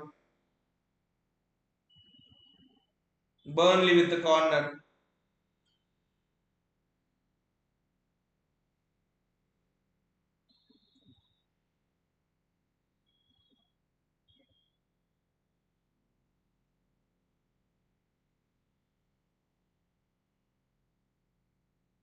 Erling Haaland is running through. Erling Haaland is running through Oscar Bob.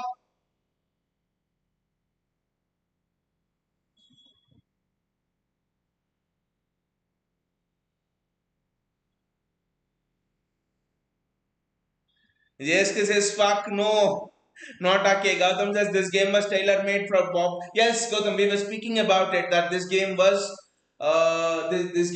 tailor made for Oscar Bob. I think since the beginning we were speaking because Oscar Bob has more close control. He could always go into the heart of that Burnley defense. This game was made for Oscar Bob. That was a selection error. This is not a Savinio game. JSK says Ake costed the Arsenal game. The answer is no, JSK. Ake did not cost the Arsenal game. You know who caused the Arsenal game? Guardiola and Ruben Diaz. Now you might argue Nathan Ake was the one who was playing Martinelli onside, right? But generally, I mean, we'll speak about this once this attack's over. Phil Foden, Matthews Nunes, wow, sorry, Nico Riley. Ake didn't cause the Arsenal game, but we'll speak about it once this attack of City is over. Erling Haaland, Jeremy Doku, Nico Gonzalez, Nico Riley.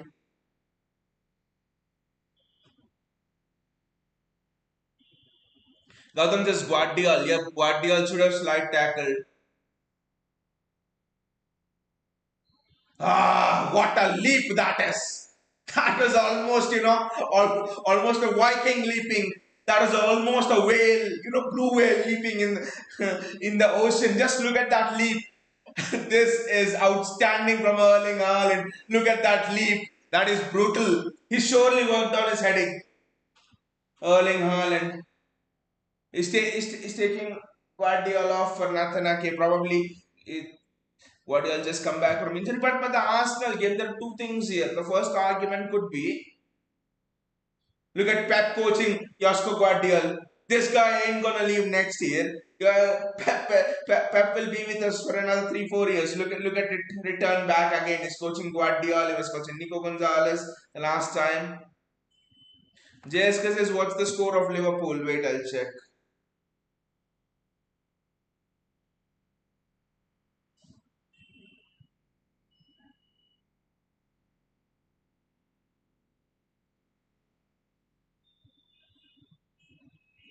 Wait, JSK will check.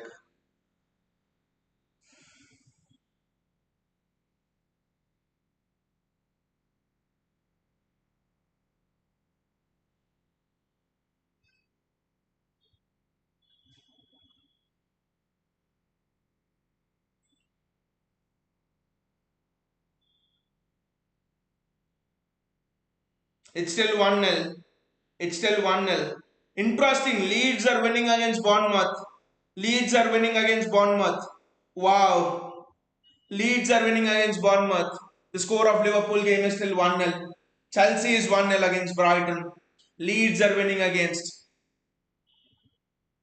Bournemouth 2-1. This is very interesting. The relegation teams are superb. Sunderland Forest. I want Sunderland to win.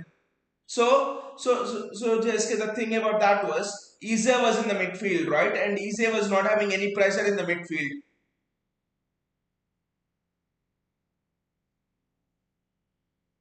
JSK says word 007 will be completed today. But so there was no pressure on the ball in the midfield. So Eze got time to play that pass, which is nothing wrong. The entire game we sat back. There was no pressure on the man in the midfield the entire game. So that is not a problem. Thing is, when when someone does not have pressure in the midfield, what you do is you defend almost on the edge of the D box. But we were 4 5 yards up, which is what gave the space for Martinelli to run into. If Guardiola and Diaz would have been 4 5 yards back on the edge of the D box, which generally is when you're playing a kind of a low block, I think Guardiola could have just headed it away. Now people there are actually blaming Donnarumma as well that Donnarumma should not have come out. But then Donnarumma came out and forced Martinelli to do the perfect finish. That was one of the toughest finishes. If you give Martinelli the chance to do the same finish, I think 9 out of 10 times that finish will not go in. It's extremely difficult to chip a goalkeeper of Donnarumma's height and all that to into the top corner. Ake was a bit back, yes, and he played everyone on side. But generally, when there's no pressure in the midfield, you're 2 3 yards. Generally your first step as an experienced defender is to just take 1 or 2 steps back, which Ake took, to be honest. So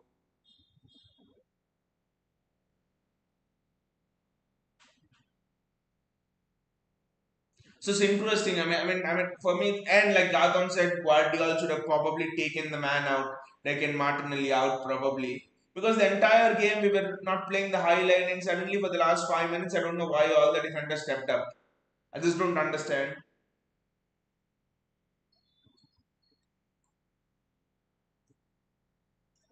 It's a City throw. Nerves just seem to have eased down a bit.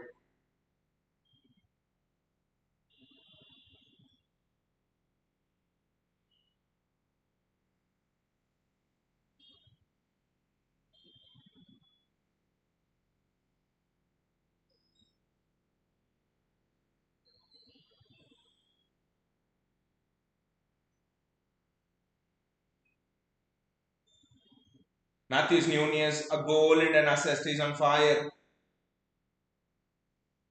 In fantasy, he'll be getting the 3 bonus from City's side.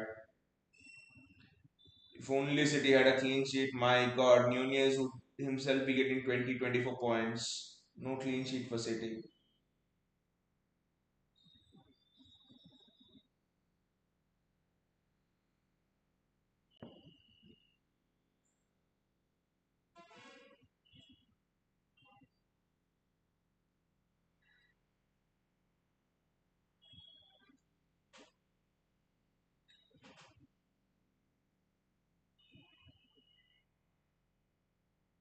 I think that's a penalty on Jeremy Doku. I think that's a penalty on Jeremy Doku.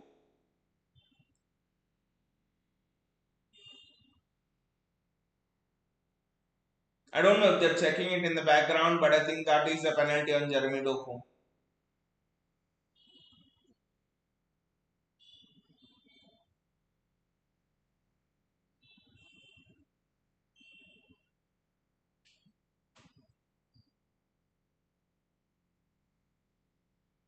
I think they're asking now, but at first glance you saw it and you were like, yes, it's a clear penalty. It's a clear penalty. Guys, it's a clear penalty. Just look at it. It's a clear penalty. He's brought Doku down there before he can get the shot away.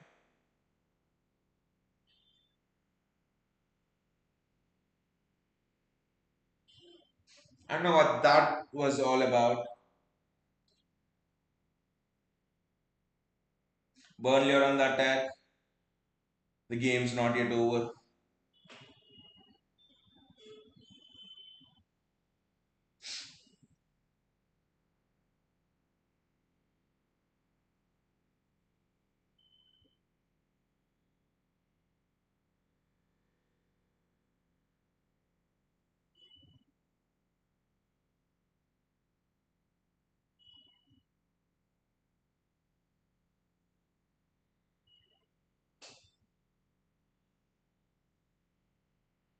Oscar Bob's done well there, but Erling Haaland.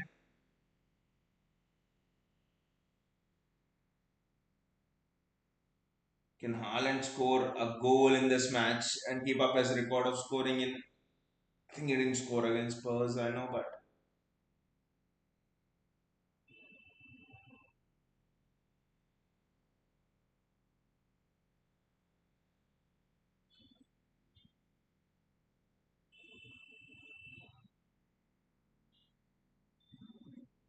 that's a Burnley free kick.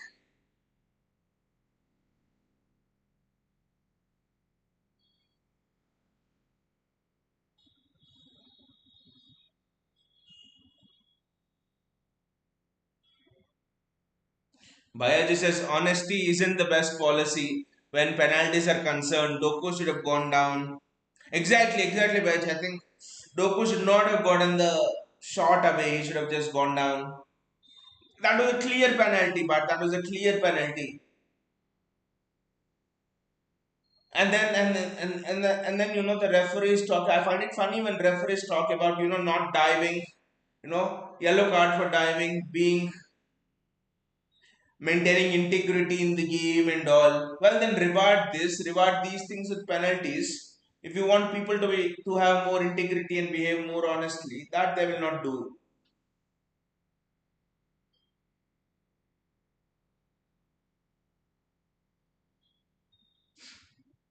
Honestly, I do not want to concede on this. Well done by Erling Haaland. Now they'll have a long throw in, I think.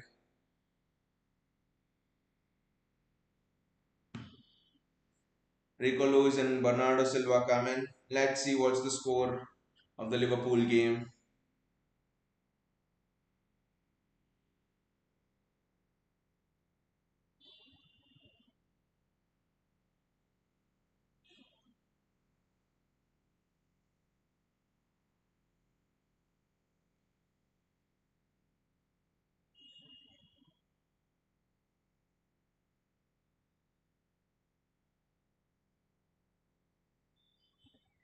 Oh, Chelsea Brighton is 1-1, which is interesting. Welbeck scores. Interesting. Palace Liverpool is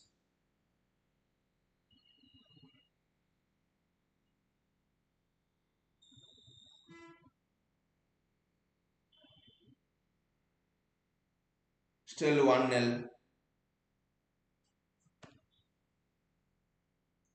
Bayaji says take Haaland off and bring Mukasa. His impact is done anyway.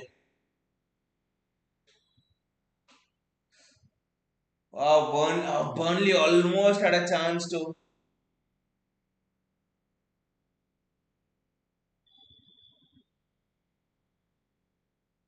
I don't think he can do that, Bayaji. Taking Haaland off, because if Burnley score here, then I actually think that he needs Haaland on just in case. Because if Burnley score here and we are searching and we are not having a striker, we might just be put under pressure because we'll not be having an outlet. And also with Haaland, I think you have that physical presence in the box. I mean, when we are defending as well, defensively as well. Defensively also is helping out a lot, I think, Erling Haaland from those long throws and all. So I think you just cannot take Erling Haaland off right now. Bayaji says, was Alvarez offered back to City? No, no, Bayaji. As far as I am aware of, no, Alvarez was not offered back to City. No, no. I'll be surprised if that was the case. But as far as I'm aware of, Alvarez was not offered back to City.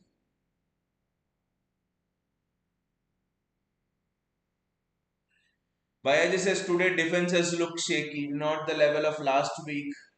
Kushanov, Bayaji, Kushanov. Kushanov last week. Last week there was a run, I think it was midweek or I mean uh, so I think it was Trossard. I mean Trossard made a run off the ball and he gets a pass from Declan Rice. Ruben Diaz was done because Diaz doesn't have pace. But Kushanov covered the ground and saved Diaz as last week. I think there were one or three instances where Kushanov used his recovery pace well. And also, I think just imagine if Kushanov was there, that Burnley's first goal would never have happened because he would not have allowed the cross to be put in. I think that's the difference Kushanov brings.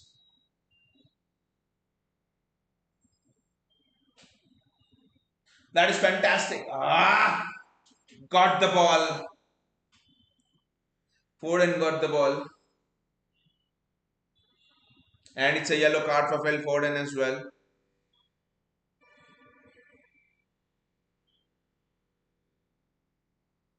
I don't know, Balaji, how you feel, but I'm not convinced by Ruben Diaz at centre back.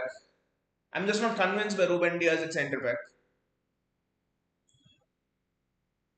I probably feel we need one more very good centre back. I know Jumaba is coming back. There's Victor Rees.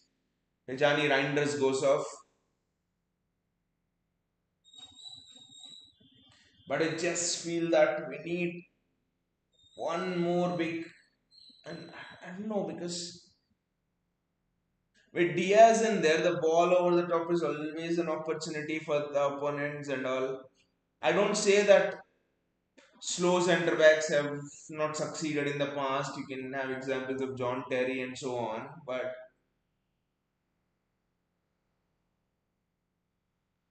Gautam says, exactly, Gautam.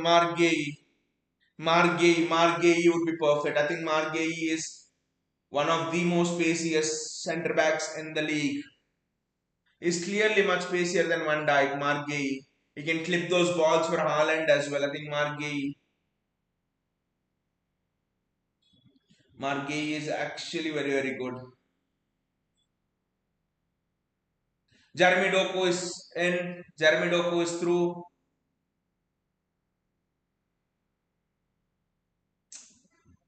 What the fuck was that?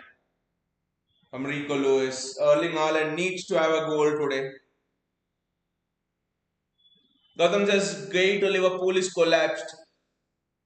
Bayaji says is not good in Highline defense. No, Bayaji. Gay has a lot of pace actually. Gay has a lot of pace. Gay is very quick. Gay is very quick.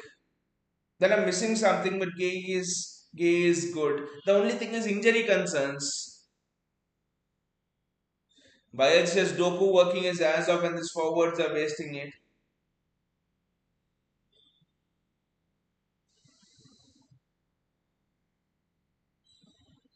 Especially, Foden's been very wasteful in this game. Foden's been absolutely wasteful in this game. Okay, Diaz makes sense. Yeah, Diaz. I think Diaz the first 2 3 seasons when he's come in, he's been very good. Diaz, Laporte, those such a partnerships. But I think when Diaz came into the team, I remember I think we lost to Leicester at home 5-1, 4-1, whatever. It was a disaster. And then City immediately bought Diaz, and I think we go on and win the league that season.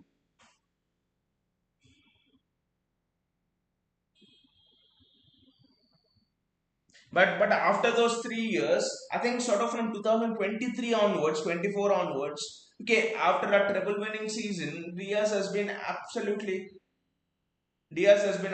shite. Diaz has not been good at all, and his mistakes are absolutely costing us.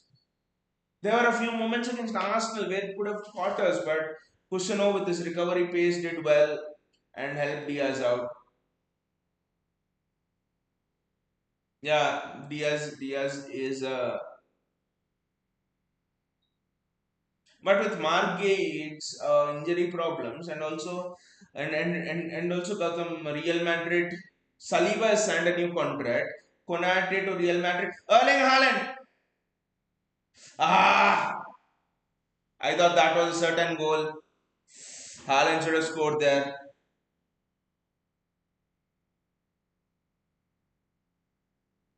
Yeah, Konate to Real Madrid doesn't look as likely now. So rumors are coming that Gay is a free agent as well. So Real Madrid is looking at Mark Gay.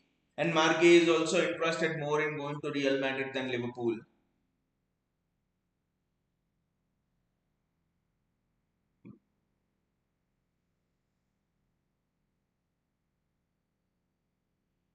Doku with the ball in. Why says Alvarez world class free kick? Gautam says should have gone for far post. Exactly. Should have gone for far post. I think Haaland there thought maybe he's got the keeper out with that snapshot. Let's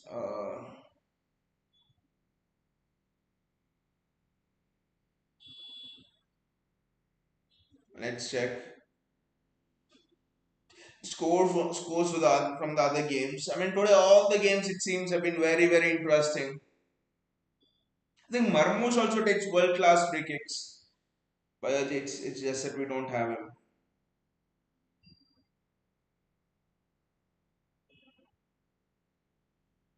Interesting. Liverpool Palace is still 1-0.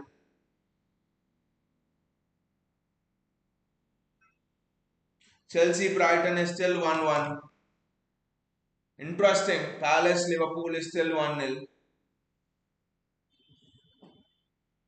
Actually, Mateta should have scored one more at half time, and the stroke of half time in that match. It beats Allison, hits the inside of the post, and then comes outside. Luck is also with Liverpool.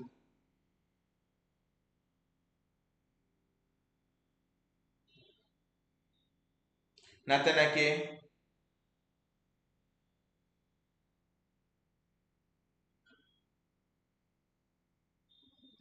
Bayaj says Omar should be our kick taker. Omar and Sherky Bayaji, Omar Marmoush and Sherky. There's no doubt about it. Just look at it, 10 corners. I don't ask you to call score from corners. What I ask you is at least put it on the head of a Nico O'Reilly or at least give a fair chance to Erling Haaland for competing in those corners. What sort of bullshit corners were they from Erling Haaland? One of the worst from Phil Foden. One of the worst performances of Phil Foden I've seen in a long, long time.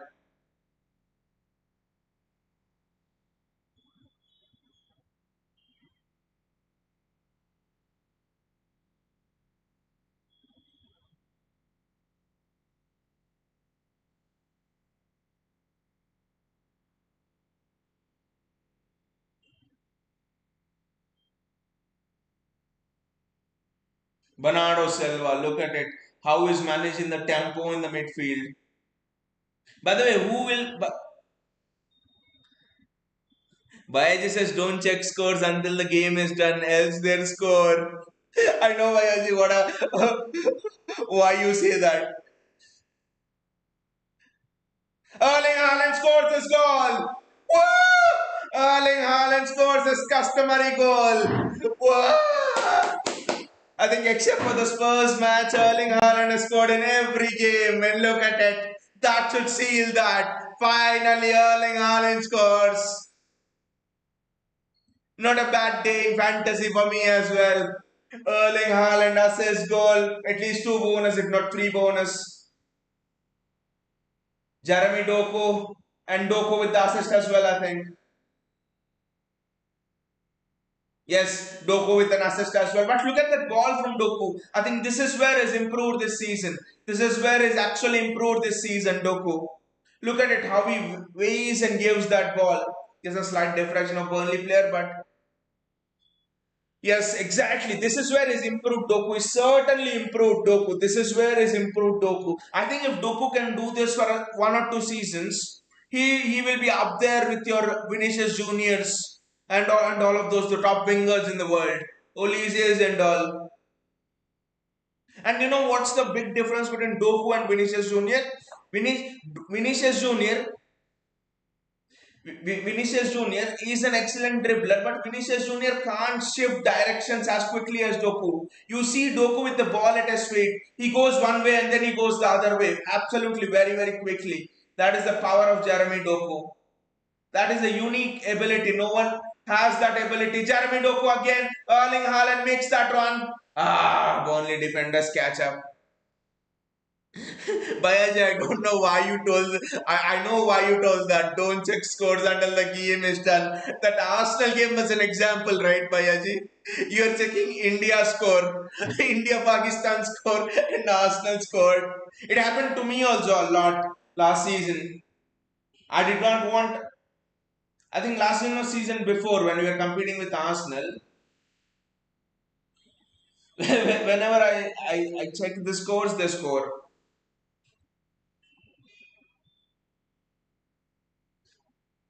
I think that one goal.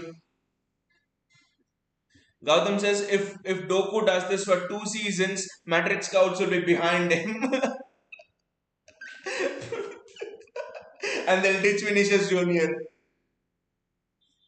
But again, the improvement is just awesome from Doku and kudos to the club for trusting him. Now he just doesn't cross just like that. He only crosses when he thinks, yes, I should cross. Otherwise, he keeps the ball, he recycles the ball, then he dribbles. And Donnarumma with his customary yellow card. I think Donnarumma has it written in his contract that I will take a yellow card every match for time wasting at the end.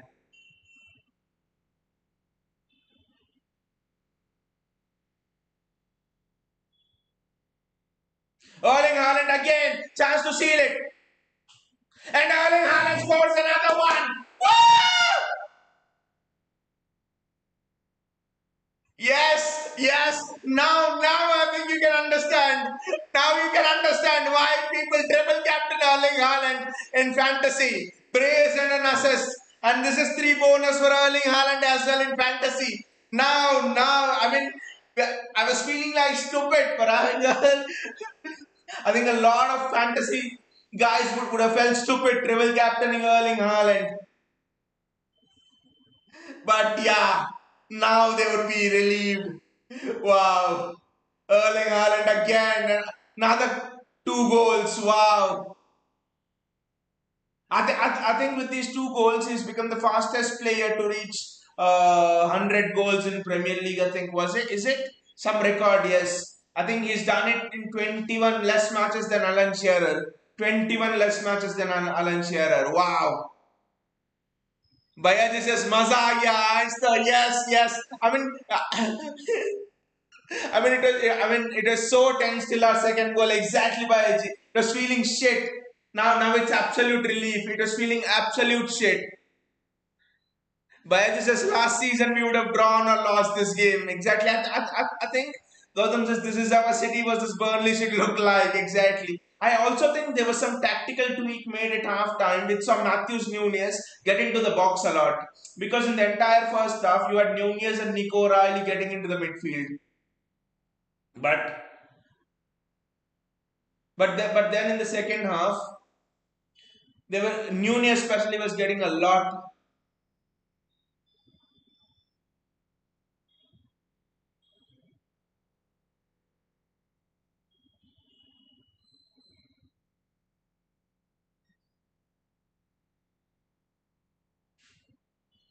Yes, for handball, for a possible handball.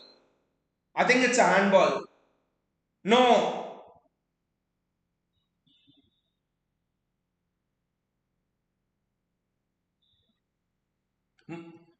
I don't know why they didn't give that handball, but it was surely a handball. Chiesa scores. I mean, let's see Palace Liverpool game as well. I think one more minute is remaining. Goal given Chiesa, but that was clearly a handball. I don't know why they gave that goal. Clearly, it was a handball. Let's hope it ends at 1-1 or Palace score. This would be good. Liverpool dropping points. It would just make the title race, I mean, at least the table exciting. You don't want Liverpool to win all the games.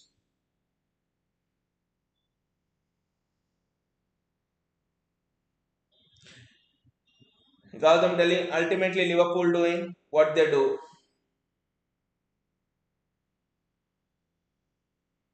It's a corner.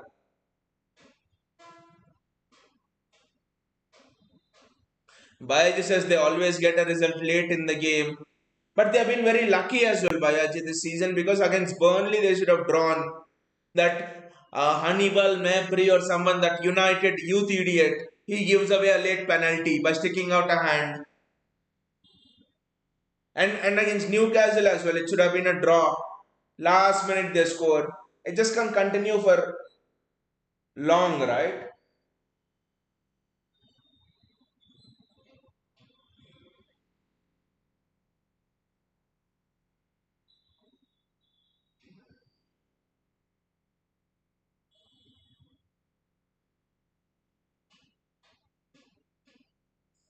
6 minutes added on. Come on. Wow. 6 minutes added on, it seems. What the hell?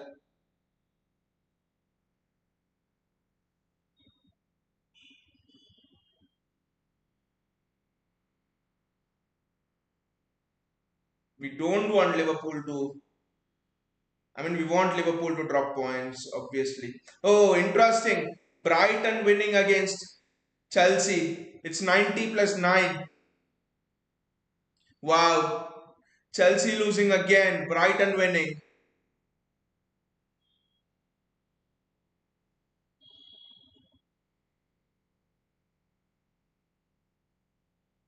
Leeds and Bournemouth are drawing 2 to full time.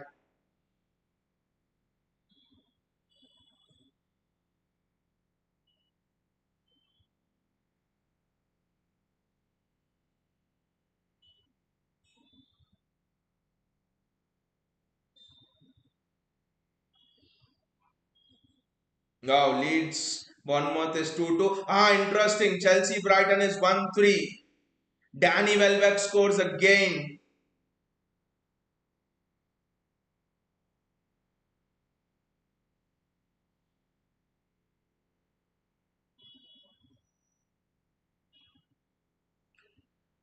Here comes this Brighton doing what they do to Chelsea.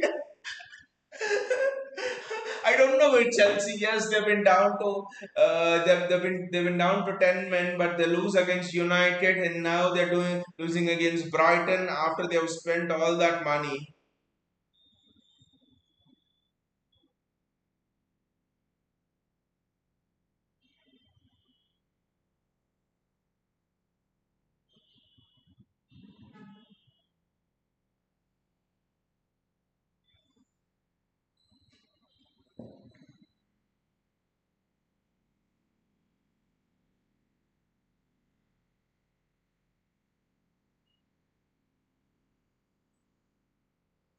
And Shalobar gets a red card as well. I didn't know that against Brighton. Shalobar gets a red card.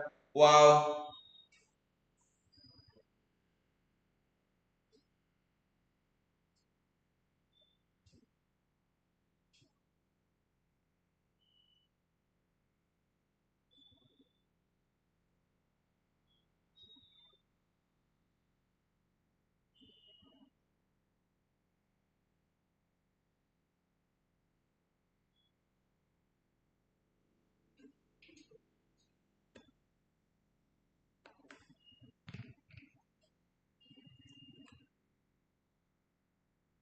JSK says fuck Liverpool, always lucky. Always lucky team. JSK says how the fuck Chelsea beat PSG. That in the same way JSK how Al Nassr defeated City, but almost 4 minutes done. Can Palace hold on here? That's the only thing. It'll be very interesting if Liverpool can drop points here. Good. Someone passed it into no man's zone. But clearly, looking back at that Liverpool goal, it was clear handball. Just give me a second, I'll just come back.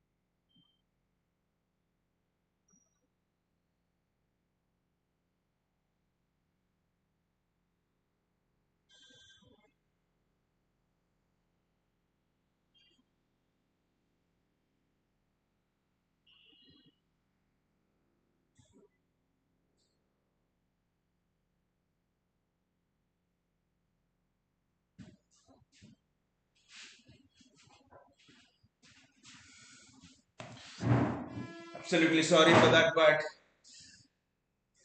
it's still 1-1. They won't blow the whistle until Liverpool win. They won't blow the whistle.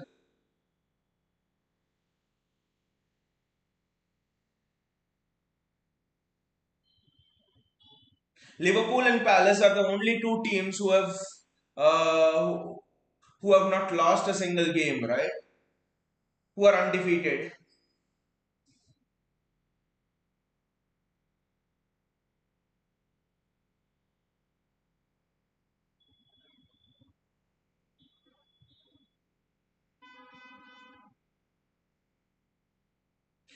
There's a pass on to the left.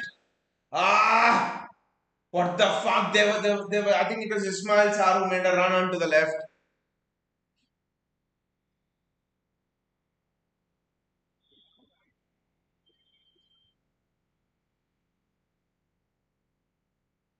It's a long throw in. Hope Palace score. Actually, hope Palace score.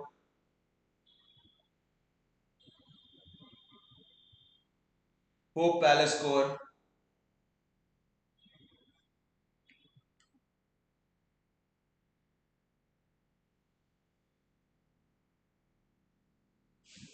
And Palace score! Ah! Palace score! Ah! Eddie Nketiah scores!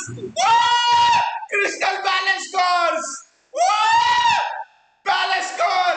Wow! Wow! Wow! For the first time on this stream, we are watching some other match other than City, and wow! What a result! What a result this is! Wow! Eddie Nketiah! Wow! Wow! What a goal this is! Wow! Superb! Long throw in and superb! Comes the justice of Burnley! That Burnley match also they should have actually. He's onside. He's on now. Don't tell me he's offside. No, he's onside. I think on the far side someone's playing him on. On the far side someone's playing him on. What the fuck is this? Is it off? Is it offside? Now what the fuck is this? Come on! Don't give Liverpool so much luck. Come on! Come on! They're checking, but this is unfair. Every fucking time. It's every fucking time. Why does it happen to Liverpool? Everything. Against Burnley, they're drawing and a Burnley player decides to put his hand up. Why doesn't he put a hand up for us? Against Palace, against Newcastle, the same thing. Gordon decides to take a red card. Yes, it's given! Whoa! Whoa! Yes, it's given! Never celebrated something like this other than a City goal. Whoa! Whoa! Was it Konate who was playing him onside? Luck ran out. Yeah, why luck ran out? Because we finally unbeaten streak is ended. Only one team is unbeaten in the league, guys. Gotham and it's Crystal Palace. Crystal Palace is the only unbeaten team. Bayaji says, wow, am I dreaming? No, no, Bayaji. We all have come together and made this possible. We all have come together on this stream and we have made Liverpool's luck run out. We have made Liverpool's luck run out. We say something on this stream, all of us, and it doesn't happen, not possible. Wow. Gautam just count me as a Palace fan from now. Me as well. I have Munoz, I have Margay in my fantasy team. Mateta. I have three Palace players in my fantasy team and I have three City players in my fantasy team. So just love Palace. By this says, oh, hold that squad, Queen. You mean Arne Slot? Gautam just finally bliss magic is back. Yes, Gautam, you're bliss. This is different. You've got a new power now. Your unbeaten streak ending bliss. The magic potion, which can end unbeaten streaks. Why is a slot going to feel the PL heat now? He should have already felt it by against Burnley. He should have dropped 2 points. Against Newcastle, he should have dropped 2 points. 4 points dropped there, three dropped here. Bloody, he should have had 8 points now. 7 points, 8 points. Arne Slot right now should have had the same amount of points as Manchester United. If you just count the points, they should have dropped Burnley 2 points. They dropped three here, 5 points. And they should have dropped 2 points at Liverpool, at Newcastle, 7 points. So, so you look at it. Arne Slot should have had the same points as Manchester United right now. That's how lucky he is, and is walking as if he is He's the godfather of all the managers. He's walking as if he's first of all the goal they scored is also a handball goal. Gautam says, what a day to enjoy. Man United lost, Liverpool lost, and City thrashes Burnley 5-1. Chelsea lost. And Gautam, to top it all off, Arsenal will also lose tomorrow. Arsenal will also lose tomorrow. Arsenal Newcastle St James's Park. Arsenal will lose tomorrow. This is what happens when Nuno Espirito Santos when Nuno decides to come back to the Premier League. Bayaj says Palace doing better without Ise. Their work rate is much better without Ise. Definitely their work rate is much better. They're taking the ball of, Will Hughes is breaking up the play pass to Adam Wharton. Wharton's giving the ball. Wharton's giving the ball to Ismail Sarr, who's making the runs. Beautiful from Palace. The work rate is also exceptional. They are the only unbeaten team remaining in the league. And you see the teams like Arsenal, like United, like Liverpool, all of the teams, even as who have just outspent Palace. Wow. Gautam says, don't know when will I sleep tonight. I have to watch a lot of highlights in the commentary on, a lot of, repeats. I'll definitely watch the last 10 minutes of that Liverpool Palace game. I'll watch our match full on repeat against Burnley. The Burnley match also, guys, the Burnley match also was not straightforward that it was boring and all. It was a very tense match. In fact, I would say it was as equally tense as the Arsenal match. That's how tense it was because Burnley, even in the second half, Burnley had the best chance to score. It was Matthews Nunes who blocks the ball and the ball goes out. Burnley should have gone 2-1 ahead. And from then, Matthews, I don't know what happened to Matthews Nunes. He just turned up, smashes a volley, gives an assist, and Matthews Nunes just turned the match on its head.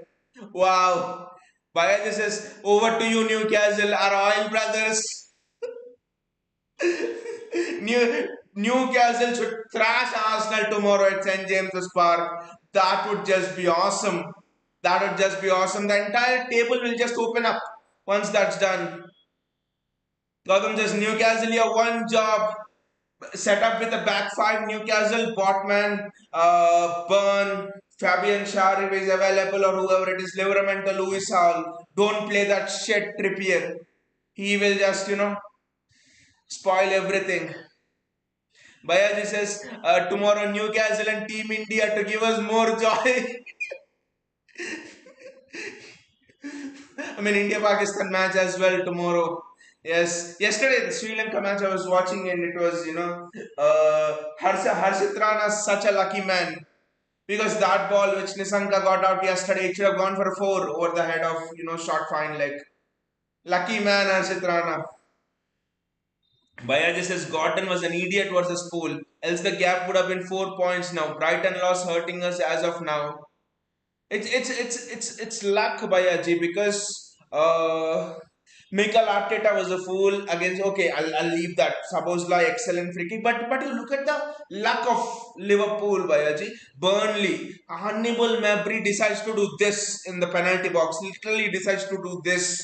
क्या कर रहे हो यार box में decides to do this handball. They win it. Suppose Guy scores a free kick that if he tries 10 times, 9.99 times out of 10 times, the free kick will not go in. That was such a difficult free kick. In the top corner, it will not go in. And then this match, obviously, they dropped 3 points. Newcastle, like you said, if Anthony Gordon would have been there, Newcastle in the worst case would have drawn the game. They would never have lost the game. With 10 men, if they can make it 2-2 from 2-0, Newcastle, imagine with 11 men what they would have done. So literally I count this Burnley 2 points dropped Liverpool. Newcastle they dropped 2 points. For today they have dropped 3 more points, 7 points. How many points they have now? What 15? You remove 7 points from 15 points and they probably have a point less than Manchester United. Or maybe a point more than Manchester United. They would be somewhere at the bottom. 7 points. That's how Liverpool's luck has been till now. Gautam says someone said Nunez will be sold in January, and he started performing like prime Cafu. Those runs, Gautam. That assist to Oscar Bob. Yes, Oscar Bob scored the goal, but you look at that assist to Oscar Bob. That was a one-touch assist. From when did Matthews Nunes learn to give one-touch assists? What the hell was that assist? From where did that come from? And also that volley was not an easy volley. He's Matthews Nunes has suddenly started performing like Cafu and Roberto Carlos combined into one. What was that assist, goal and everything? And he prevented a Burnley goal as well for us in the 50th minute. Matthews Nunes won us this match.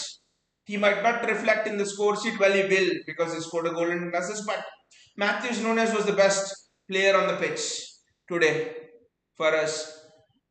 Bayaji said Nunez, a right back popping up in the box was surprising. And whenever he did pop up, Bayaji, this actually makes us question Pep Guardiola's tactics here.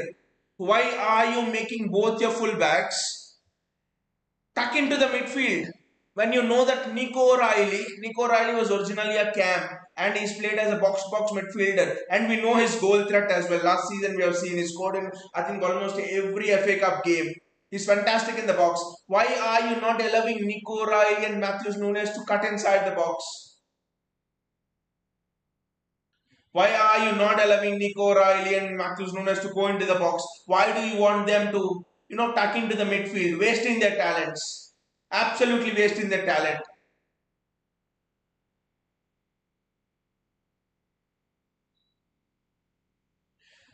Questions have to be asked of Pep Guardiola for that. Why doesn't he allow that? I don't know. I mean, a lot of people here, a lot of you guys have felt that it is similar to watching us last season. Well, it was because in the first half he was getting them to tuck inside, but in the second half he was getting them to bomb up and down, enter the box. Yes, Savio was shit, but why was Savio shit? Savio was shit because I know he was shit. He was shit because they were doubling down on him. Nunez was not overlapping. I think Jack Grealish was an example. I think the season before. I mean, we had a preseason the year Jack Grealish joined us, and in that preseason, Jack Grealish had Josh Wilson Esperan going up and down on the flank, and Grealish was cutting inside, and he looked so good. I don't know why we don't allow our fullbacks to go up and down and overlap because it just helps the wingers. Imagine you having to mark Doku with your fullback going up and down as well. Imagine how much more dangerous will Doku be. It allows Doku to push in more centrally. I don't know why they don't do that. Just don't understand about that. Ghost faces, City win, Chelsea, United, and Liverpool lose. Come on! Woo! And we have watched Liverpool lose. And we have watched Loserpool lose. Live on the stream here. That has to be one of the most satisfying things, guys. Right? Wow. We have watched Loserpool lose. Wow, that too on the stream. We started the stream. I mean, of course, after the City match, we started watching the Liverpool match disappointedly because when we switched it on, Chiesa scores immediately. But 10 minutes later, wow, Enketia, Enketia scores. Wow. But again, I think one tactic which is still baffling me is you're changing your style, everything's good, but why doesn't Pep allow the fullbacks to go up and down? Why does he want them tuck into the midfield? I just can't understand that because it makes your attack more blunt and it also removes the effectiveness of your wingers. Look at Oscar Bob with Nunez cut going on the outside. He's played centrally. Immediately he's free and he scores. Wow, what a week, right? Wow, what a week. And I know the week is not over, it's just beginning. Tomorrow Arsenal losing and India of course winning against Pakistan. Yes, India winning. Well, India winning will just set the entire week up. What a perfect week. What a perfect week that would be. All of the traditional top six losing. I mean Spurs, I don't care. Spurs can lose or win, honestly.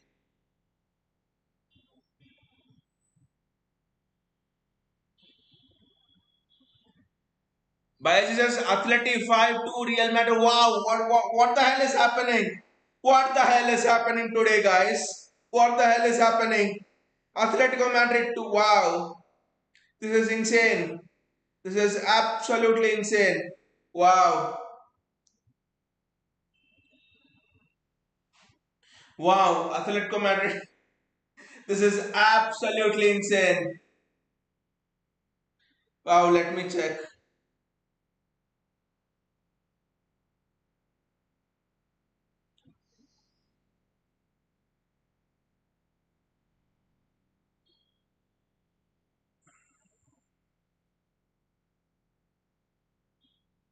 Wow, this is just something else. What's happening today? Wow. Yes. Who scored? Yeah, you're telling about Alvarez free kick. Wow, Julian Alvarez. Robin Lee Nomad. Yes. Julian Alvarez scores a penalty, a good free kick. Wow. And what is the lineup of Real Madrid? Wow, and they're playing the best lineup as well. Vinicius Junior, Bellingham, Arda Guller, Dean, Hudson, Eder Militao, Courtois. Courtois is rated 2.2. Wow, what is happening, guys, today? Wow, what drama today all around. What drama today all around. Wow. Bayaji says if Rodri again out for a long time, then City should start looking for alternatives. It's not out. It is not out. Bayaji is just being rested. And Pepper said that after the second international break in October, you will see Rodri in full flow. I think he's being rested, and we have seen him coming back to his best. Especially against Arsenal, Rodri was insane. Against Arsenal, Rodri played like one of the best DMs in the world. He played like the best DM in the world, Rodri. Wow. So and I think as for alternatives, there is one alternative. Calvin Phillips. He came on against Huddersfield, and in the 3 minutes he's been on the pitch, he conceded. Sorry, he almost gave Huddersfield a chance to score.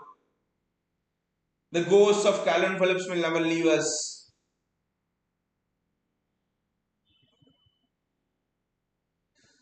But yeah, I think Rodri is just coming, and I think this time there's much less need to worry because you have Tijani Reinders who could play there, and Rodri is I think 28, 29. I think Rodri has 3 4 years more, and also Kovacic is back, which is essential. I think I feel that we have not seen the best of Kovacic. I think we have not seen the best of Kovacic at all because always Kovacic has played last season, entire season he's played mostly as a DM. I think 1 or 2 matches he's played as a box to box player where he was very very good. I think when you can play Kovacic as a box to box player, I do not think there are many players in the world who can do what he does. He can break the opposition's press with the ball. Running with the ball, there are very few players who can break the opposition's press. There are many players who can break the opposition press by passing, by playing one-twos. But I just can't remember who else is there apart from Kovacic who can carry the ball and break the opposition's press. And now, when you see where the game's going, a lot of teams are coming, even the bottom teams, I mean the teams who come up from the championship, everybody is coming and pressing even at the Etihad. So I think having a person who can carry the ball and break the lines. There are these videos on YouTube about Kovacic. You search Kovacic skills, and the first video that pops up is a master class in breaking the press. And Kovacic comes. Master class in breaking the press, and Kovacic comes. I think if Kovacic can play in that box to box role, supported by Rodri and having a Sharky or a Foden, with a competent defense in behind. Of course, there's Donnarumma. I think we'll see a completely new dimension to what City can do. Because today you see Burnley were pressing us and there was no one to carry the ball forward. I think Kovacic today would have just broken everything up. I would even play Kovacic and Tejani Reinders as my camp so that the entire midfield is solidified. I don't think Reinders can be much worse than Phil Foden. Today, Phil Foden had one of the worst games. I'm sorry. So I think Kovacic is something very interesting. I know a lot of people are sleeping upon it, but I think Kovacic has in him to probably define a system because of his special attributes of running with the ball. Byju's fear of Etihad had gone since treble season. This game should be the start of that again. And also, Byju, there was something which Pep noticed since the treble season, you know. He actually noticed that I think Inter was an example. Yes, we won that final, but Inter was an example.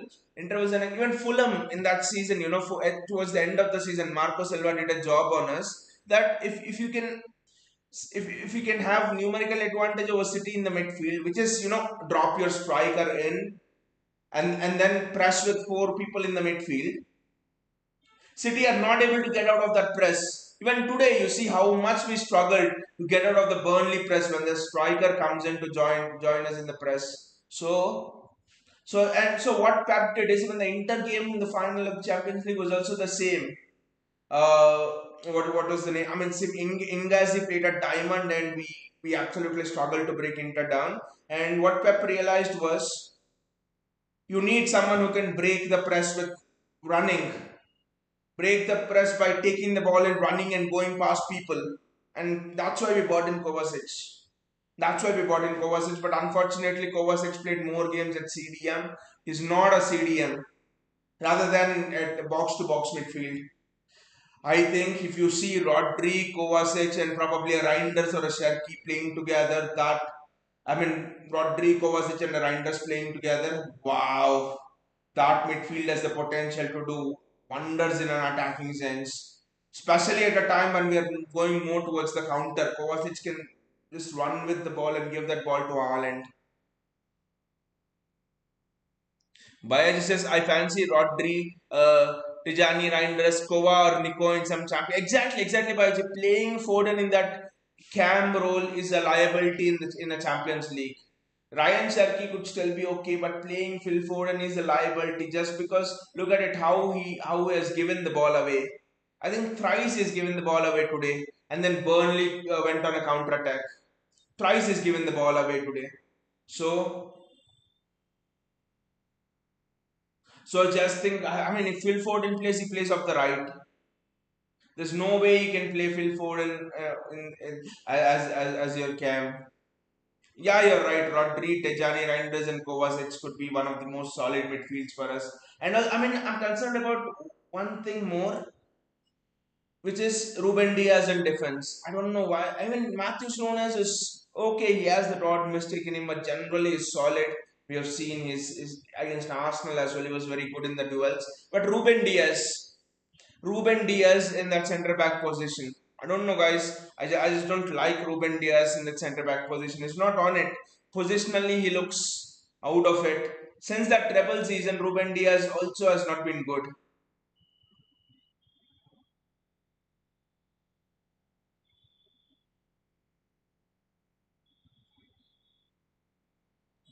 And also and also I think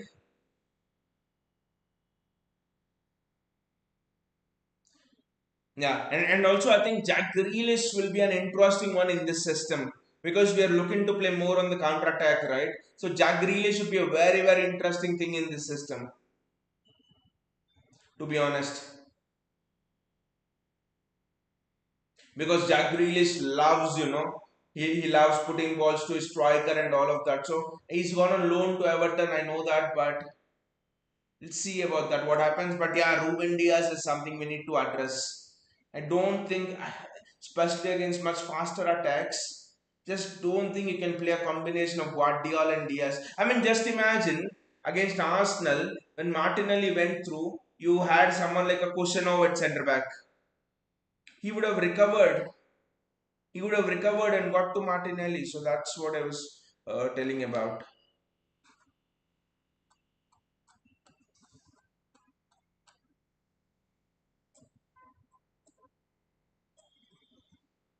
Anyway, guys, what a wonderful stream we have had. Like, right, literally one of the best streams I would say. We have enjoyed everything. Liverpool losing, that were live together. Chelsea losing, us from a position of absolute despair to us winning 5-1. Superb stream. Real Madrid losing. Bayer says I was Grealish in Arsenal game. Would have been handy at winning fouls and running into space. Exactly, exactly. In this system, Jack Grealish can be double the player, spe- especially when you have a fullback overlapping. Jack Grealish can actually be double the player. And also in this system, yes, against Arsenal we missed Jack Grealish. I think when Erling Haaland was gone, I think if Haaland would have stayed on till the end, we could have scored one more goal. There was no outball for us when Erling Haaland was there, to be honest. Sorry, when Erling Haaland went out, there was no outball for us. It'll be interesting. I mean, it'll be interesting to see how the system shapes up because we are just seeing the system being constructed by Pep. I think by December ending, as we go into the new year, we'll actually have an idea of what Pep really expects from this system, especially when Ait Nauri comes back, when Ryan Cherky comes back, when Omar Marmoush is back. I think because there would be some ideas of having Omar Marmoush just play behind Erling Haaland and then stuff like that. With Doku's form, I wouldn't be surprised if Pep plays Doku on the left and Omar Marmoush in the cam position, or he goes away from the cam position and he just plays Omar Marmoush just behind Erling Haaland. So will be the dynamics will be very interesting to see how Pep integrates in Sharky and Omar Marmoush into the team. So very very interesting. Anyway, guys, thanks a lot. Thanks Bayaji, thanks Gautam, and thanks JSK, and thanks Countinia as well for joining me in the stream. And as always, it's just been a pleasure. It's just been superb. I really enjoyed it. Probably, like I said, one of the best streams we have done after such a long time. An absolute joyful weekend. The way it started. Hopefully, it ends in a similar way as well. With Arsenal losing tomorrow and India winning tomorrow, the Asia Cup final. Anyway, guys, see you all and take care.